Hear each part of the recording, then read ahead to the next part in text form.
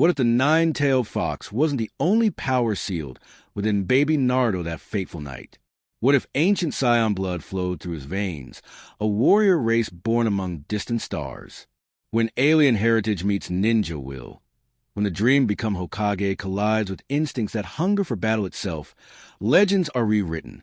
This is the story of Naruto Uzumaki, the Star Child. Welcome to Hirosaki YT. Every line you hear is written from scratch, built to bring these alternate realities to life. Got a crazy what if in mind? Drop it in the comments. I might just turn your idea into the next movie. Make sure to subscribe, like, and hit the bell icon so you don't miss the next chapter. Now let's begin this story. The night sky above Konohagakure blazed, an unnatural light, as October 10th descended into chaos. The nine-tailed fox's rampage had already claimed countless lives, its demonic chakra painting the village in hues of destruction and despair. But high above the carnage, something else streaked through the heavens, a brilliant star that seemed to fall with purpose rather than chance. Minato Namikaze stood atop the Hokage monument, his yellow hair whipping in the supernatural winds generated by the Kyuubi's fury. Beside him, Kushina clutched their newborn son, her red hair matted with sweat and blood from the difficult birth. The Uzumaki sealing chains that bound the great beast were weakening with each passing moment. Minato, Kushina gasped, her voice barely audible over the demon's roars. Something's wrong. I can feel it. There's something else coming. The fourth Hokage's cerulean eyes tracked the falling star as it descended with impossible speed toward their location. It wasn't natural. The trajectory was too precise, too controlled. As it drew closer, he could sense something that made his chakra recoil instinctively. This wasn't chakra at all, but something entirely foreign to their world. The star, Minato whispered, his hand instinctively moving to protect his wife and child. It's heading straight for us. The celestial object struck the earth perhaps 100 meters from where they stood, the impact sending shockwaves that rivaled the Nine-Tails' own destructive force. But instead of an explosion, there was a moment of perfect silence, as if the world itself held its breath. Then, a pulse of energy erupted outward, invisible to normal sight, but devastating to anyone sensitive to spiritual power. Kushina screamed as the wave hit her, but not from pain, from recognition. The energy that washed over them was ancient, primal, and utterly alien. It seeped into everything it touched, seeking something, searching. When it reached baby Naruto, still crying in his mother's arms, it stopped. The infant's cries suddenly intensified, but there was something different about them now. Where before there had been the normal wailing of a newborn, now there was an undertone that seemed to shake the very air. Kushina felt her arms tremble as she struggled to hold him, not from weakness, but from the raw strength the baby was somehow generating. Kushina, what's happening to him? Minato demanded, his voice tight with concern as he noticed the strange golden flickers that seemed to dance around their son's small form. I don't know, she replied, terror creeping into her voice. Minato, he's so strong. It's like he's changing. The Nine-Tails, in the midst of its rampage, suddenly stopped. Its massive head swiveled toward the small family, 9 crimson eyes focusing with intensity that made even Minato step back. When the demon spoke, its voice carried a note of something the fourth Hokage had never heard from it before. Uncertainty. What is that power? The Kyuubi growled, its voice rumbling through the mental connection it maintained with its container. That child. There's something inside him that doesn't belong to this world. Kushina could feel it too, through her connection to both the demon and her newborn son. There was a familiar, warm presence of human chakra. Yes, and there was the cold, malevolent energy of the Nine-Tails that would soon be sealed within the boy. But underneath it all, growing stronger by the moment, was something else entirely. Something that pulsed with the rhythm of distant stars and carried the echo of battles fought in the void between worlds. The ceiling, Kushina gasped, understanding flooding through her. Minato, we have to complete the ceiling now. Whatever that energy is, it's merging with him. If we don't act. She didn't need to finish. Minato could see it in their son's eyes. Normally, a newborn's gaze would be unfocused, innocent. But Naruto's blue eyes held a depth that seemed to look through them, past them, to something far beyond the mortal realm. And in those depths, something flickered with golden fire. The fourth Hokage made his decision with the weight of a man who understood that this moment would define not just his son's future, but potentially the fate of their entire world. The Reaper Death Seal would claim his life, but would also bind the nine tails within Naruto. What it would do to that strange, alien energy already taking root in the boy's body, he couldn't know. As Minato began the complex hand seals for forbidden jutsu, the fallen star's crater began to emit a soft, pulsing light. If anyone had been brave enough to peer into its depths, they would have seen not a meteorite or space debris, but the remnants of what appeared to be a small, spherical pod, one designed for interstellar travel. Scattered around it were fragments of advanced technology and strange symbols that belonged to no earthly language. The energy that had washed over the village hadn't come from the impact. It had come from the pod's final desperate act, downloading the genetic memories and power of a dying race into the first compatible host it could find. That host was a newborn human child whose chakra system was already unique due to his Uzumaki heritage, making him the perfect vessel for something extraordinary. As the Shinigami appeared behind Minato, its ghostly form preparing to claim his soul, baby Naruto's cries reached a crescendo that shattered windows throughout the village. The golden flickers around him intensified, and for just a moment his tiny fist clenched with enough force to crack the stone beneath Kushina's feet. The nine tails found itself being drawn into the infant against its will, but as it passed into Naruto's body, it sensed something that made even the king of demons pause. The child's chakra system wasn't just human anymore. Intertwined with his spiritual and physical energy was something that seemed to burn with the power of stars themselves. "What have you done to this child?" the QB demanded as the sealing progressed. "What is this power I sense?" Neither Minato nor Kushina could answer, for they were dying, their life forces drained by the forbidden technique. But as Kushina pressed her lips to her son's forehead in a final kiss, she whispered words that would haunt the village for years to come. "My son, you are more than human now. More than shinobi. You carry the stars themselves within you." As the fourth Hokage and his wife drew their final breaths, Hiruzen Sarutobi arrived to find the aftermath. The nine tails was gone, sealed away. The village was in ruins.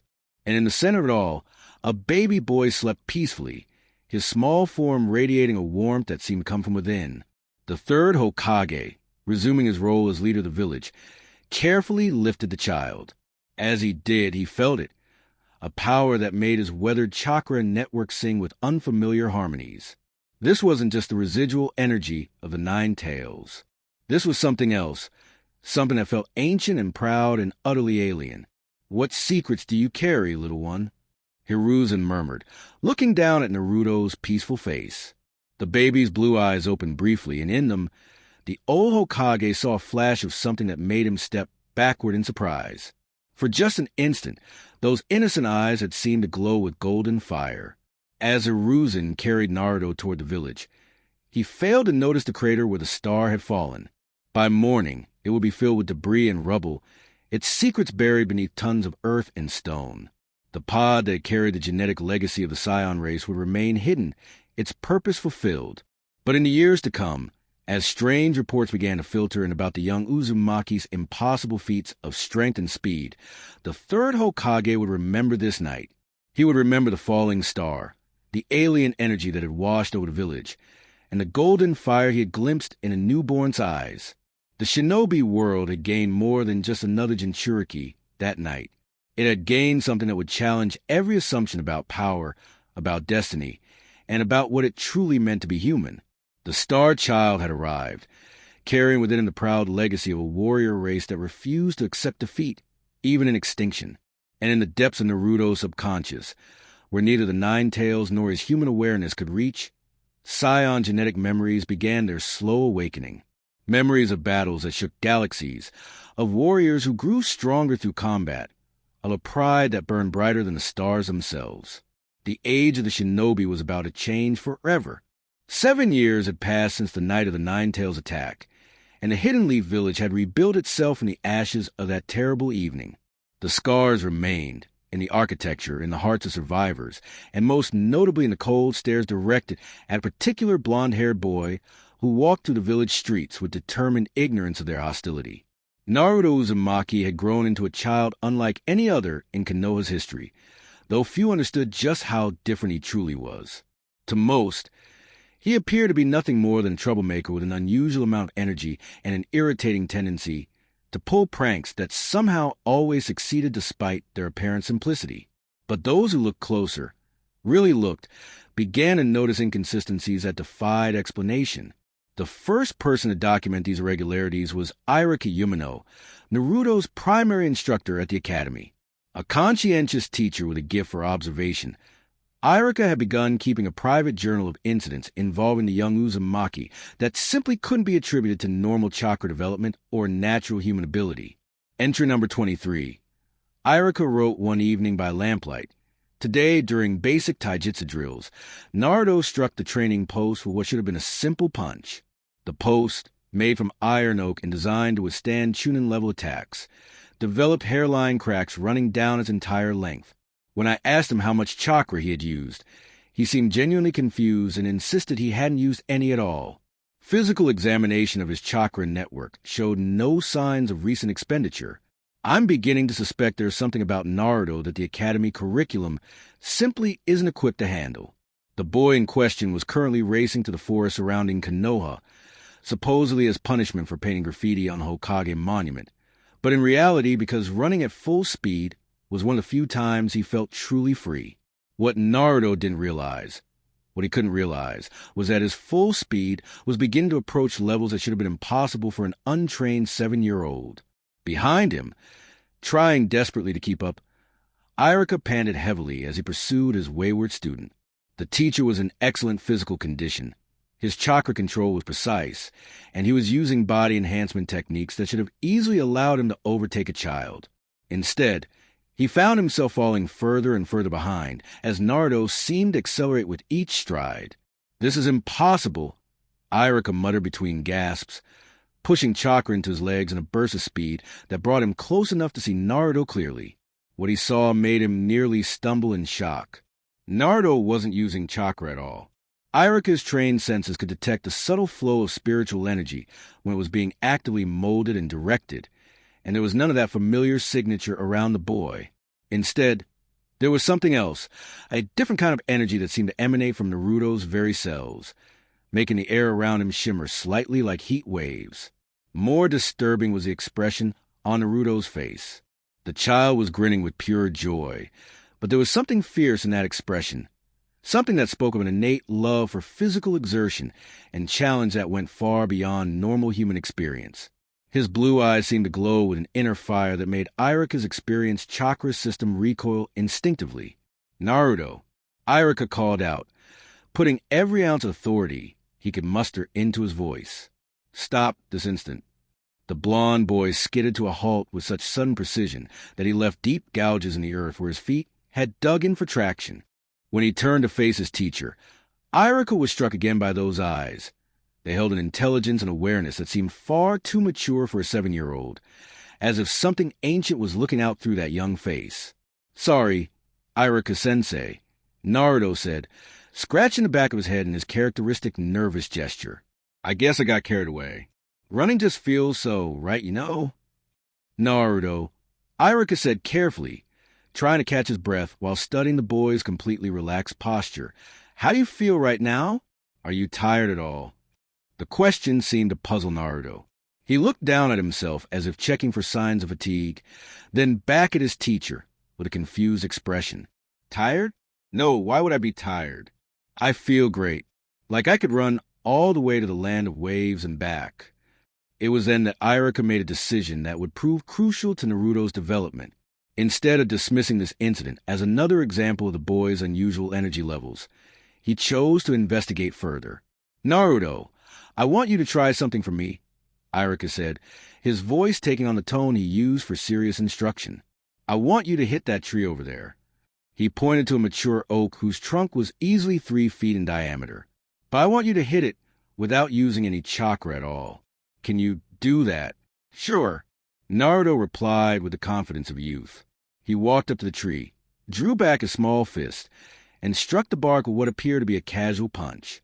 The result was anything but casual. The impact resonated through the forest like a thunderclap. The entire tree shuddered, leaves cascading down like green rain. And when Naruto stepped back, there was a crater in the bark nearly 6 inches deep, perfectly shaped to match his small fist. Iruka stared in stunned silence. He had expected to see some sign of unusual strength, perhaps a crack or a small dent. What he was looking at was the result of a blow that should have required significant chakra enhancement to achieve, delivered by a child who wasn't even breathing hard. "Did I do good, Sensei?" Naruto asked, his voice carrying a note of pride that made Iruka's blood run cold. There had been something in the boy's expression as he struck the tree, a flash of pure, savage satisfaction that belonged on the face of a seasoned warrior, not a child. "Naruto," Iruka said slowly, "how did that feel?" "Amazing." Naruto's eyes lit up with enthusiasm that was both innocent and somehow predatory. "It's like there's this fire inside me that wants to get out. When I hit things or run really fast, or even just move around a lot, the fire gets brighter. Is that normal?" "Normal?" Iruka thought. "Nothing about this child is normal. Let's head back to the village," Iruka said carefully. "We need to have a conversation with the Hokage." But even as they made their way back to forest paths, Iruka couldn't shake the feeling that he was walking beside something that wasn't entirely human. The way Naruto moved. There was a predatory grace to it that reminded him uncomfortably of the great cats he'd encountered on missions. The boy's reactions were too quick, his balance too perfect, his awareness of his surroundings too acute. And then there were the eyes. Those blue eyes that sometimes seemed to flicker with golden light when Naruto was excited or angry or engaged in physical activity. Iruka had begun to suspect that whatever the Nine Tails had done to the boy during its sealing, it was only part of a much larger mystery. That evening, in the privacy of his apartment, Iruka made another entry in his journal. Entry number 24. "Today's incident has forced me to confront the possibility that Naruto represents something unprecedented in shinobi history. His physical capabilities are developing at a rate and to a degree that cannot be explained by normal human potential, even accounting for the influence of the Nine Tails. More concerning is the psychological aspect. When engaged in physical challenges, Naruto displays behavioral patterns that suggest an innate warrior instinct far beyond what should be possible in a child his age. I believe it's time to involve the Hokage directly, whatever Naruto is becoming. It's beyond my ability to guide or understand." Meanwhile, in his small apartment on the edge of the village, Naruto lay in bed staring at the ceiling. The fire Iruka had asked him about was still there, burning warm and bright in his chest. It had always been there, for as long as he could remember, but lately it seemed to be growing stronger. Sometimes, when he was alone, he would feel it calling to him, urging him to run faster, hit harder, push himself beyond what his teacher said was possible. And sometimes, in the moment between sleeping and waking, he would have strange dreams of battles among the stars, of warriors with golden hair who refused to bow to anyone, and of a pride that burned brighter than suns. But these were just dreams, he told himself. Just the fantasies of a boy who wanted to be strong enough to make people acknowledge him. He had no way of knowing that somewhere in the depths of his genetic code, Saiyan battle instincts were slowly awakening, responding to the physical challenges and emotional stress of his daily life. The warrior race that had once conquered planets through pure fighting spirit was beginning to stir within him, called forth by a child's desperate desire to prove his worth. The golden fire in his eyes flickered briefly as he drifted off to sleep, and in the distance, sensitive shinobi throughout the village felt an inexplicable chill, as if something vast and dangerous had just opened one eye to regard their world with ancient, predatory interest.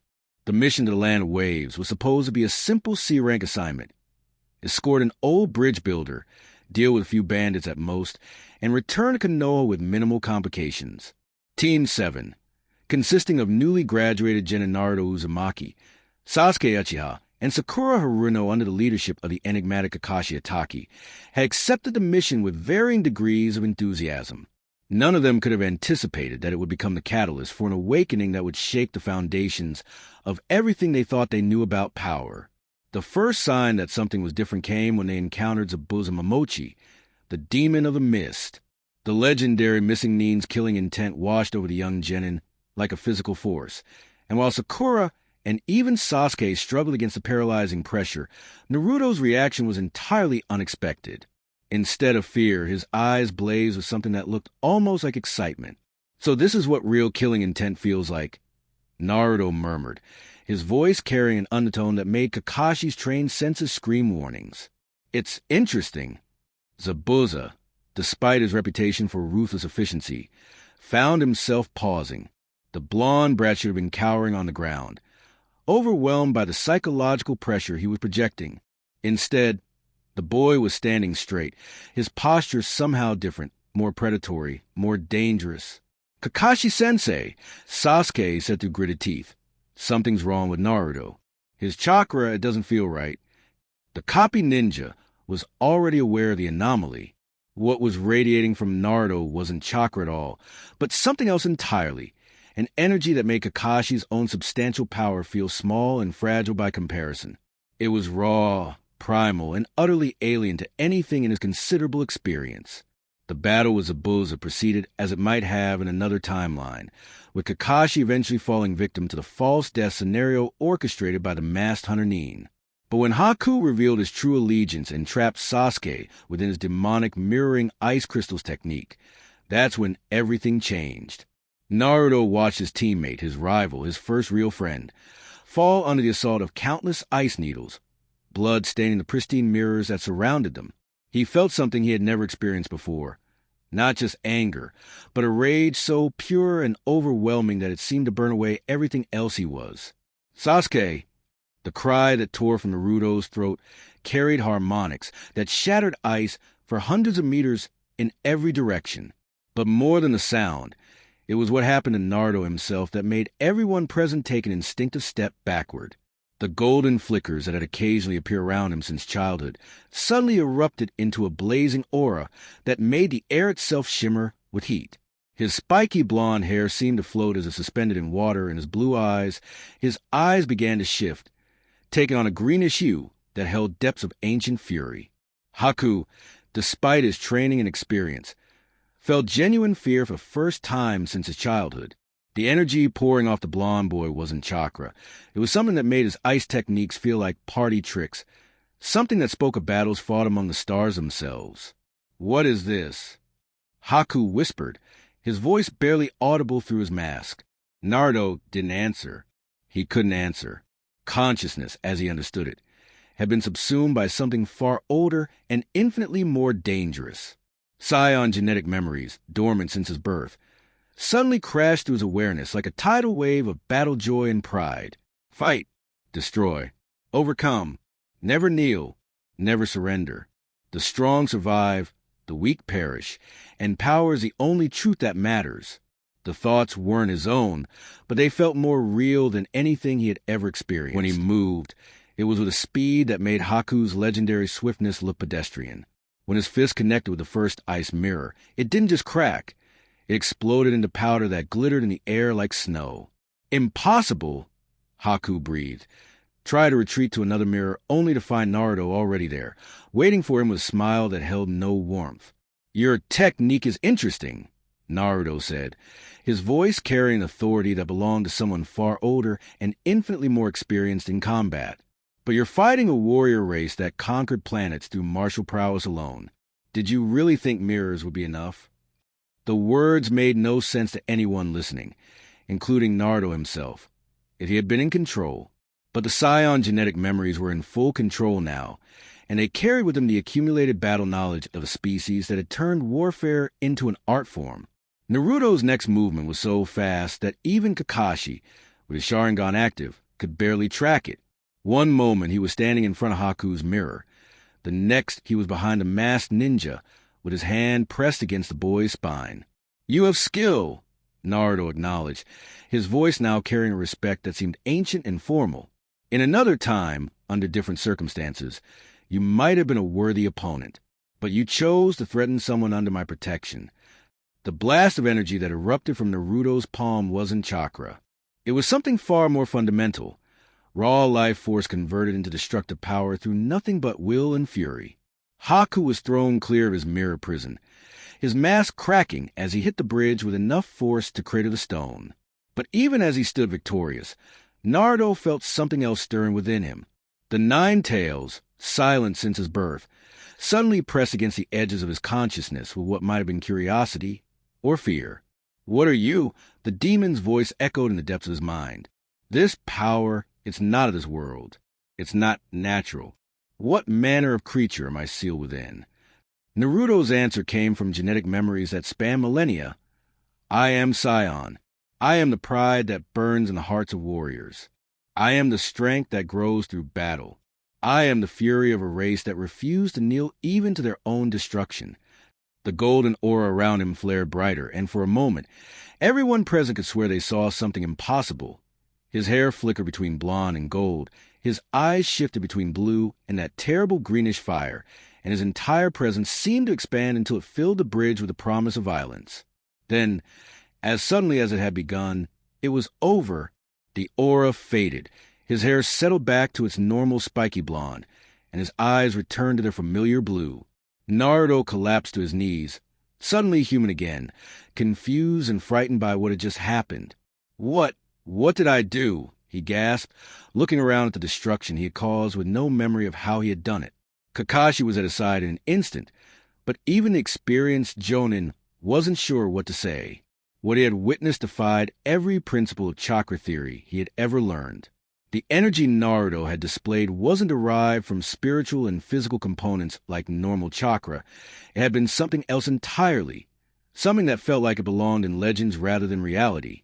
Haku, struggling to his feet despite severe injuries, stared at Naruto with a mixture of awe and terror. You spoke of a warrior race. What did you mean?" Naruto looked at him blankly. "I don't know what you're talking about. I don't remember saying anything." But Kakashi remembered, and Sasuke, his Sharingan spinning frantically as it tried to process what it witnessed, remembered every word. Most troubling of all, they both remembered the authority in Naruto's voice when he had spoken, as if he were channeling the memories of an entire civilization of warriors. As the confrontation with Gato played out and Team 7 prepared to return to Konoha, none of them spoke about what they had seen. But each of them carried new questions, new fears, and new understanding that Naruto Uzumaki was something far more complex and dangerous than they had ever imagined. In the depths of his subconscious, past even the reach of the Nine Tails, Saiyan genetic codes continued their slow awakening. The first taste of true battle had activated dormant pathways in his neural structure, and now there was no stopping the gradual emergence of something that would change not just Naruto, but the entire shinobi world. The Star Child was beginning to remember what he truly was. The scroll was ancient beyond measure, its edges yellowed and brittle with age, and the language written upon it belonged to a time when the shinobi world was young and the lines between reality and myth were blurred beyond recognition. Hiruzen Sarutobi, the third Hokage, read it by the dim light of his private study, his weathered hands trembling slightly as the implications of what he was discovering began to sink in. 3 days had passed since Team 7's return from the Land of Waves. 3 days since Kakashi had filed a mission report that had stripped away the third Hokage's remaining illusions about the nature of the boy he had sworn to protect. The clinical language of the document couldn't disguise the fear in Kakashi's observations, nor the impossible feats that Naruto had apparently accomplished. Subject displayed energy manipulation techniques that do not conform to known chakra theory, the report stated. Power manifestation appeared to be triggered by extreme emotional stress, specifically perceived threat to teammates. Recommend immediate consultation with appropriate specialists. But what specialist could possibly understand this? Hiruzen thought bitterly as he turned another page of the ancient text. The scroll before him was one of only 3 documents in all of Konoha's archives that mentioned the phenomena he was researching, and it had taken him 2 days of careful searching to locate even these fragmentary references. The text was written in the archaic style of the Sage of Six Paths era, and much of it dealt with legends and myths that most scholars dismissed as primitive superstition. But buried within the flowery language of ancient storytelling, Hiruzen was beginning to piece together a picture that terrified him more than anything he had faced in his long career. In the time of the first shadows, when the world was young and the boundaries between earth and sky were not yet firm, there came to our realm warriors from the spaces between stars. They were few in number but vast in power, and they carried within their blood the fury of dying suns. The third Hokage paused in his reading, reaching for his pipe with hands that shook more than age alone could account for. In the privacy of his study, surrounded by the accumulated wisdom of generations of shinobi, he allowed himself to acknowledge the fear that had been growing within him since Naruto's birth. The boy was changing, not just growing stronger in a way that young shinobi developed their abilities, but transforming into something that belonged more to legend than to the world of mortals. And if these ancient texts were accurate, that transformation was only the beginning.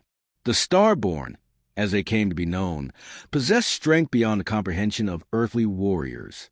Their fury could shatter mountains, their speed could outrun the wind itself, and their pride burned brighter than the very stars from which they came. But perhaps most terrifying of all was their hunger for battle, a need that grew stronger with each victory, each defeat, each moment of combat. Hiruzen set down the scroll and walked to the window of his study, gazing out over the peaceful village that had been rebuilt from the ashes of the Nine-Tails attack. Children played in the streets below, their laughter carrying on the evening breeze, and he felt a cold certainty settle in his chest like a stone. If Naruto truly carried the blood of these ancient warriors, if the power Kakashi described was merely the first stirring of something immeasurably greater, then everything Hiruzen had done to protect the boy and the village might prove to be catastrophically insufficient. A soft knock at his door interrupted his brooding. "Enter," he called, composing his features into the mask of calm authority he had worn for so many decades. Kakashi stepped into the study, his visible eye taking in the scattered scrolls and the troubled expression on his leader's face. "You asked to see me, Lord Hokage," said Kakashi. Hiruzen gestured to a chair across from his desk. "We need to discuss your report in greater detail." The copy ninja settled into the indicated seat, his posture respectful but alert. "Which aspect would you like me to elaborate on?" "All of it," Hiruzen said simply. "I want you to tell me everything you observed, everything you felt, and everything you suspect about Naruto's condition." Kakashi was quiet for a long moment, his visible eye distant as he recalled the events on the bridge in the land of waves. When he spoke, his voice carried a weight that spoke of experiences that had shaken him to his core. "The energy he manifested wasn't chakra," he began. "I'm certain of that. My Sharingan can read chakra patterns with perfect clarity. But what surrounded Naruto during his confrontation with Haku was something else entirely. It was older, somehow, more primal. It felt like standing next to a force of nature. And his behavior?" Hiruzen prompted. "That was perhaps the most disturbing aspect," Kakashi admitted. For a few moments, it was as if Naruto had been replaced by someone or something else entirely. He spoke with authority about concepts that a 12-year-old genin should have no knowledge of. He mentioned a warrior race that had conquered planets through martial prowess. And the way he moved. Kakashi paused, struggling to find the right words. It was like watching a predator that had been perfectly designed for combat.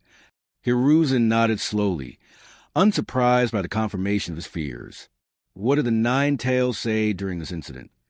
"That's another anomaly," Kakashi replied, his brow furrowing. "According to my understanding of Jinchuriki psychology, a moment of such intense emotional stress should have triggered some interaction with the sealed beast. But there was no indication of the Nine-Tails' influence at all. If anything, it seemed as though the demon was observing." The third Hokage felt another piece of the terrible puzzle click into place. If the ancient texts were correct, if Naruto truly carried the genetic legacy of the Starborn, then even the Nine-Tails, the most powerful of the tailed beasts, might be nothing more than a passenger in the boy's spiritual landscape. "Kakashi," Hiruzen said carefully, "I need you to understand that what I'm about to tell you cannot leave this room. The security of the entire village may depend on your discretion." The silver-haired jonin straightened, his visible eye focusing intently on his leader. "You have my word, Lord Hokage. I believe Naruto may be something far more dangerous than we ever imagined," Hiruzen began, choosing his words with the precision of a man walking through a minefield. "The night of his birth, when the Nine-Tails attacked, there was another incident that I've kept secret until now. A celestial object, what appeared to be a fallen star, struck the earth near the location where the sealing took place."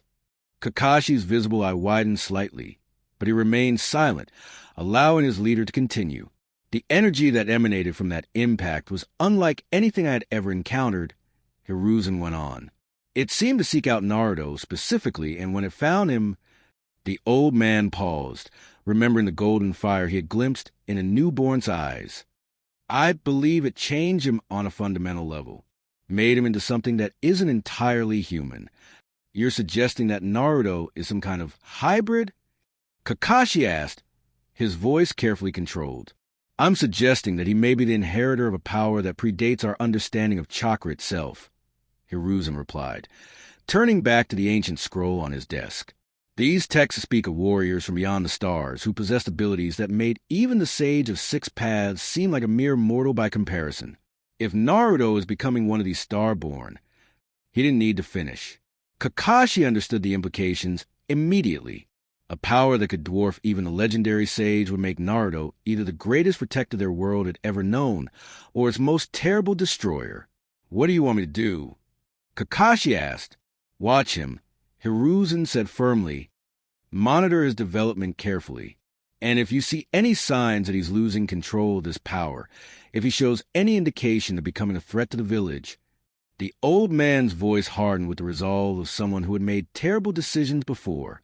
You inform me immediately. And then Hiruzen looked out at the peaceful village once more, weighing the life of one boy against the safety of thousands. Then we will do what we must to protect our people, even if it means destroying the child I've sworn to protect. The weight of that decision settled between them like a physical presence. Kakashi nodded slowly, understanding the burden he was being asked to bear. I'll watch over him, Lord Hokage, but I pray it doesn't come to that. After Kakashi left, Hiruzen returned to his ancient texts, searching for some hint of how the Starborn could be controlled or contained if the worst came to pass. But as he read deeper into the legends, one phrase kept recurring, written in the flowery script of long-dead scholars. For the Starborn know neither master nor defeat, and their power grows eternal through strife. As the night deepened around his study, the third Hokage began to understand that he might have made the most dangerous decision in Konoha's history when he chose to let Naruto live. The boy who wanted nothing more than recognition and acceptance was becoming something that could challenge the very foundations of their world. And somewhere in the village below, Naruto Uzumaki slept fitfully, his dreams filled with golden light and the echoes of battles fought among distant stars. The training ground was silent in the pre-dawn darkness, broken only by the rhythmic sound of strikes against wood and the controlled breathing of someone pushing their body to its absolute limits. Sasuke Uchiha had been there since before sunrise, working through kata after kata, his Sharingan spinning lazily as he analyzed every movement, every technique, searching for flaws that could be corrected and strengths that could be amplified. But his mind wasn't on his own training. It was on the impossible thing he had witnessed on the bridge in the Land of Waves. The Sharingan was more than just a dojutsu. It was a window into the fundamental nature of chakra itself. With his bloodline limit active, Sasuke could perceive the flow of spiritual energy with crystalline clarity, could break down complex techniques to their component parts, could even predict an opponent's movements by reading the preparatory chakra fluctuations in their system. What he had seen surrounding Naruto during his confrontation with Haku defied every principle the Sharingan was built upon. Where there should have been chakra, the familiar blend of spiritual and physical energy that powered all ninja techniques, there had been something else entirely. Something that his evolved eyes couldn't copy, couldn't predict, couldn't even properly perceive. It was as if Naruto had been surrounded by a form of energy that existed outside the normal spectrum of power. Damn it! Sasuke muttered, driving his fist into the training post with enough force to send vibrations through the wood. Where are you, Naruto? The question had been haunting him for weeks. Sasuke Uchiha, last loyal member of his clan, genius prodigy trained from birth to excel at everything he attempted, had always known exactly where he stood in relation to his peers. He was faster than them, stronger than them, more skilled and more intelligent and more dedicated. But Naruto was something else. Something that didn't fit into any of the categories that define shinobi power. Still training, Sasuke? The voice made him spin around, his hand automatically moving to the kunai pouch at his waist. But it was only Kakashi, emerging from the shadows with the casual ease of someone who had been watching for some time. "Kakashi-sensei," Sasuke acknowledged, allowing his hand to fall back to his side. "I didn't sense you approach." "That's because you were completely absorbed in your thoughts," Kakashi observed, settling against a nearby tree with his ever-present book in hand. "Specifically, thoughts about your teammate." It wasn't a question, and Sasuke didn't treat it as one. "There's something wrong with him. The power I saw on the bridge, it wasn't natural." "Define natural," Kakashi said mildly, though his visible eye had sharpened with interest. "In a world where people can manipulate fire with their breath and walk on water through spiritual energy, what exactly constitutes natural?" "You know what I mean," Sasuke replied, frustration creeping into his voice. "That energy, whatever it was, it didn't follow any rules. My Sharingan couldn't analyze it, couldn't predict it, couldn't even see it clearly. It was like trying to look at something that existed in a completely different dimension." Kakashi closed his book, giving his student his full attention. This was exactly the kind of observation he had been hoping Sasuke would make, and dreading at the same time. "What do you think it means?" Kakashi asked. Sasuke was quiet for a long moment, his dark eyes distant as he worked through the implications of what he had witnessed. When he spoke, his voice carried the weight of someone who had just realized that everything he thought he understood about the world had been incomplete. "I think Naruto isn't entirely human," he said simply. "I think there's something inside him that's more dangerous than the Nine Tails, more ancient than the Sharingan, and more powerful than anything our village has ever encountered." The accuracy of that assessment made Kakashi's blood run cold, but he kept his expression carefully neutral. "That's a serious accusation. Sasuke, what makes you so certain?" "Because of the way he moved," Sasuke replied, his Sharingan spinning as he recalled a memory with perfect clarity. "For those few moments on the bridge, Naruto moved like he had been fighting for centuries. Like every technique, every strategy, every tactical decision was second nature to him. But that's impossible. He's had the same training we all have. Less, actually, considering his academy performance. Unless," Kakashi prompted. "Unless he was accessing memories that weren't his own," Sasuke finished. "Unless whatever that power is, it carries with it the accumulated combat experience of something else." The silver-haired Jonin felt a chill run down his spine. Sasuke's analytical mind had reached the same conclusion that ancient texts and careful observation had led the Hokage to, that Naruto might be the inheritor of something far older and more dangerous than they had ever imagined. "What do you intend to do with this theory?" Kakashi asked carefully. Sasuke's answer came immediately, with the focused intensity that had always defined him.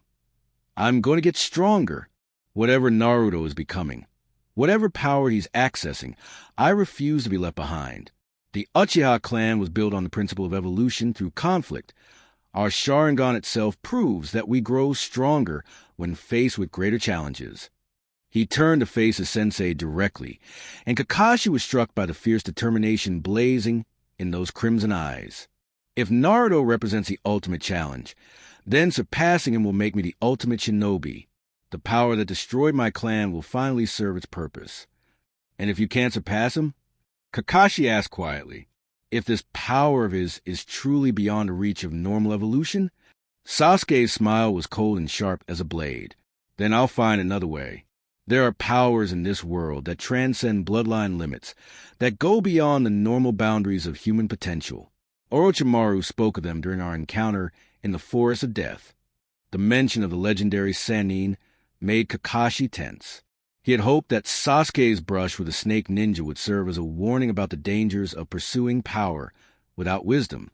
Instead, it seemed to have planted seeds of ambition that were already beginning to grow. "Sasuke," Kakashi said, his voice carrying a warning, "the pursuit of power for its own sake has destroyed more shinobi than enemy action ever has. Don't let your rivalry with Naruto lead you down a path you can't return from." "It's not about rivalry anymore," Sasuke replied, turning back to the training post. "It's about survival, whatever Naruto is becoming. It's going to change everything about the shinobi world. When that happens, I intend to be strong enough to face it, whether as an ally or an enemy." As Kakashi watched his student resume his training with renewed intensity, he couldn't shake the feeling that he was witnessing the beginning of a tragedy. The Uchiha clan's gift for evolution through conflict had always been both their greatest strength and their fatal weakness. Now, faced with a challenge that might be literally beyond human comprehension, Sasuke was following the same path that had led so many of his ancestors to destruction. But perhaps most troubling of all was the realization that Sasuke might be right. If Naruto truly was becoming something beyond the normal limits of shinobi power, then traditional methods of training and development might prove woefully inadequate for anyone hoping to stand as his equal. The question that haunted Kakashi as he left the training ground was whether the bonds of friendship and loyalty that tied Team 7 together would be strong enough to survive the transformations that both of his students were undergoing, or whether he would soon find himself caught between two forces that could reshape or destroy everything he had sworn to protect. In the growing light of dawn, Sasuke continued his training, unaware that his every movement was being observed from the shadows by ancient crimson eyes. The Nine Tails, consciousness partially extended into the waking world through its connection to Naruto's sleeping mind, watched the young Uchiha with something that might have been amusement. The little Uchiha seeks to match the Starborn through mere effort. The demon mused to itself. He has no understanding of what he faces.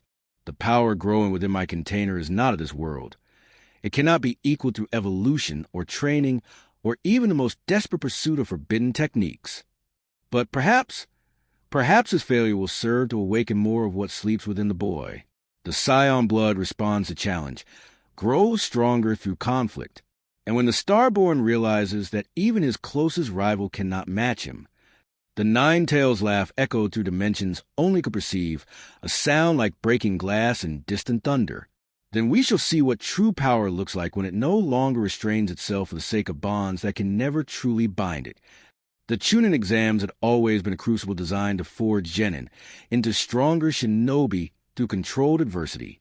But as the participants gathered in the shadow of Training Ground 44, the infamous Forest of Death, none of them could have anticipated that they were about to witness an encounter that would redefine the very concept of power.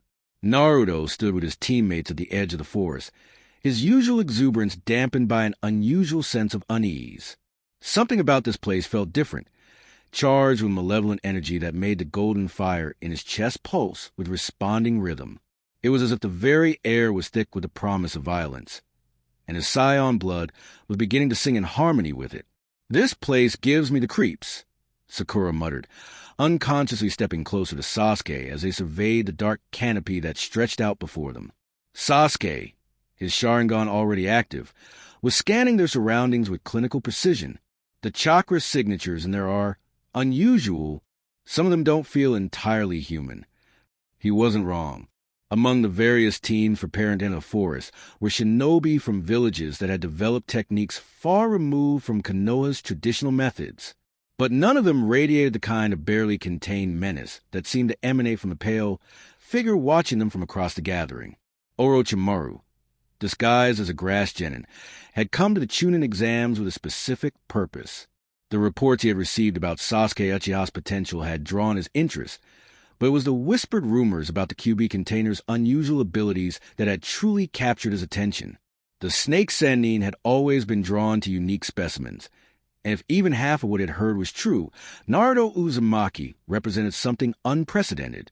As the examiner, Anko Mitarashi, finished explaining the rules of survival exercise, the teams dispersed into the forest with varying degrees of confidence. Team 7 moved with the practiced coordination they had developed over months of missions, but even their teamwork couldn't entirely mask the tension that had settled over them. It was Sasuke who first sensed they were being hunted. "We're not alone," he said quietly, his Sharingan spinning as it tracked movement through the dense foliage. "Something's following us. Something with a chakra signature I've never encountered before." Naruto felt it too, though not through any conventional sensory technique. The predatory instincts that had been slowly awakening within him over the past months were screaming warnings, telling him that they were in the presence of something dangerous beyond his normal understanding. "Where?" he asked, his voice carrying a note of eagerness that made both his teammates look at him sharply. "Naruto," Sakura said carefully, "you sound almost excited." He was excited, though he couldn't entirely explain why. The prospect of facing whatever was stalking him through the forest sent adrenaline coursing through his system, but it was more than that. It was as if some fundamental part of his nature was responding to the promise of combat, awakening something that had been dormant since the land of waves. When Orochimaru finally revealed himself, emerging from the undergrowth with the fluid grace of his namesake, the effect on Team 7 was immediate and overwhelming. His killing intent washed over them like a physical force. But where Sakura collapsed under the psychological pressure, and even Sasuke struggled to remain standing, Naruto's reaction was entirely different.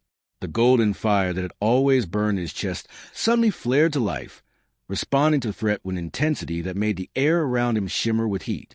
His blue eyes began to shift, taking on that familiar greenish hue that spoke of something ancient and utterly inhuman looking out through them. Interesting, Orochimaru hissed, his serpentine gaze fixing on Naruto with newfound fascination. The reports didn't do you justice, boy. That energy, it's not chakra at all, is it? Naruto didn't answer immediately. He was fighting an internal battle between his human consciousness and something else. Something that viewed Orochimaru not as a terrifying enemy, but as a potential challenge to be overcome through superior force. What do you want? Naruto asked, his voice carrying harmonics that made the leaves around them rustle despite the absence of any wind. Initially, I came for the Uchiha, Orochimaru admitted, gesturing casually toward Sasuke. But now I find myself far more interested in what you represent. Tell me, child, do you dream of battles among the stars? The question hit Naruto like a physical blow. How could this stranger know about the dreams that had been plaguing him since childhood?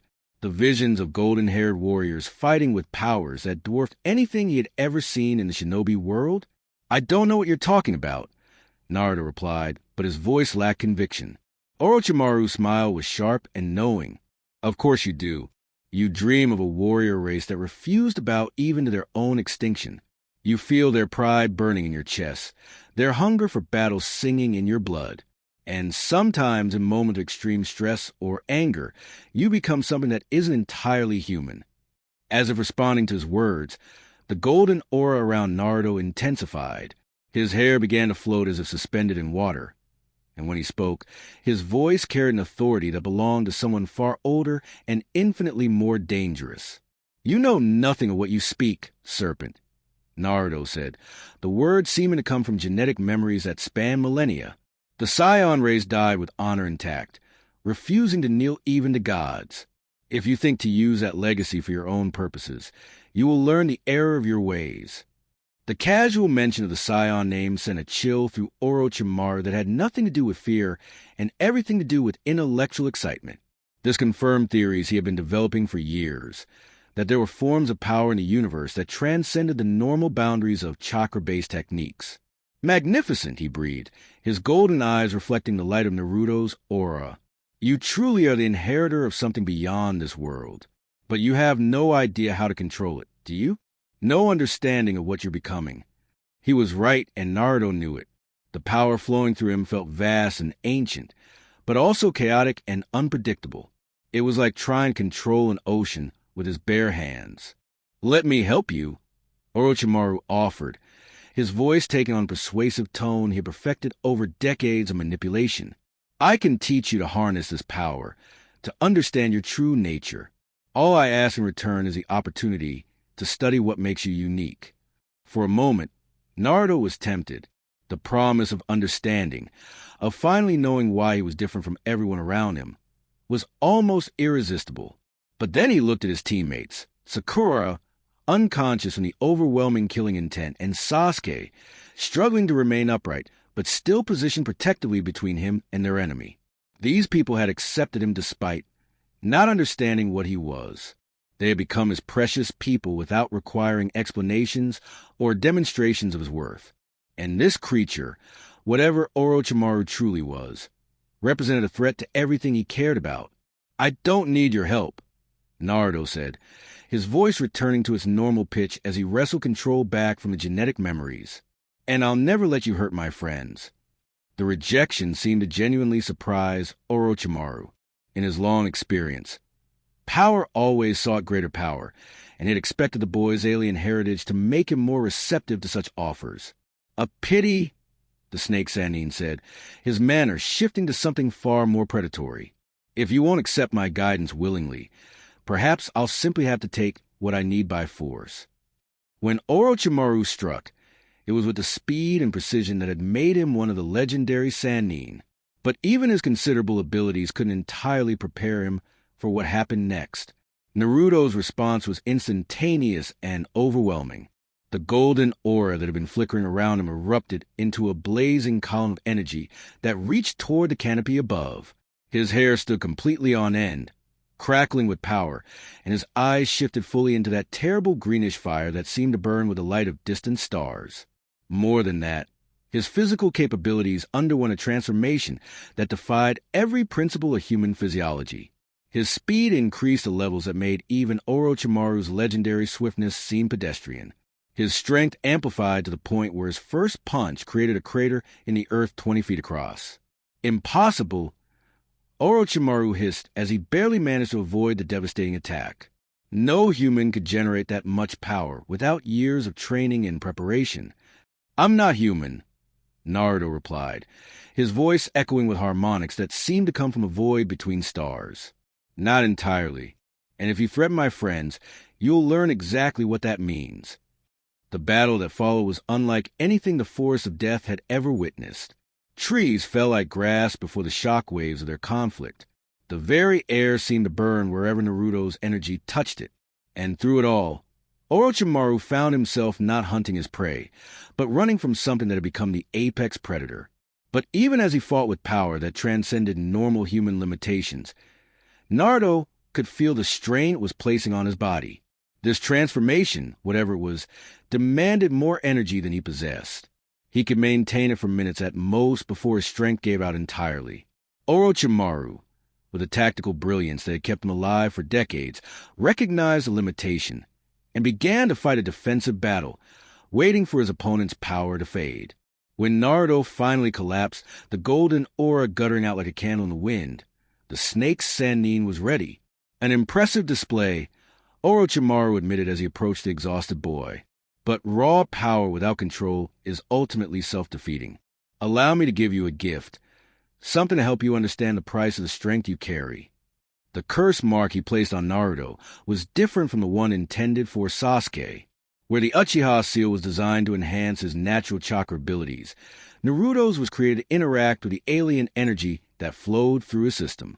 It was an experiment, a way for Orochimaru to study the boy's unique physiology from a distance. But as the seal took hold, burning into Naruto's neck like a brand, something unexpected happened. The Saiyan genetic codes that had been slowly awakening within him reacted to the foreign influence with violent rejection. The curse mark, instead of taking root and growing stronger, began to be consumed by golden fire from within. Orochimaru felt the connection to his seal severing almost immediately, cut away by an energy that refused to be bound or controlled by external forces.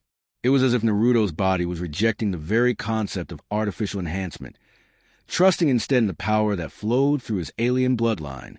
Fascinating, the snake Sannin murmured, genuine admiration in his voice. Even my curse mark cannot take root in you. You truly are something beyond the normal boundaries of this world. As Team 7 eventually recovered and continued deeper into the forest, none of them spoke about what they had witnessed. But each of them carried new understanding. Sakura of the vast gulf between herself and her teammates, Sasuke of the true scale of the challenge he faced in trying to match Naruto's power, and Naruto himself of the growing realization that he was becoming something that might no longer fit into the world he loved. Deep in his hidden laboratory, Orochimaru pored over the data his brief encounter had provided, his excitement growing with each analysis. The boy represented something unprecedented, a fusion of human and alien that could potentially unlock secrets about the nature of power itself. But perhaps most intriguing of all was the way Naruto's energy had reacted to the curse mark's rejection.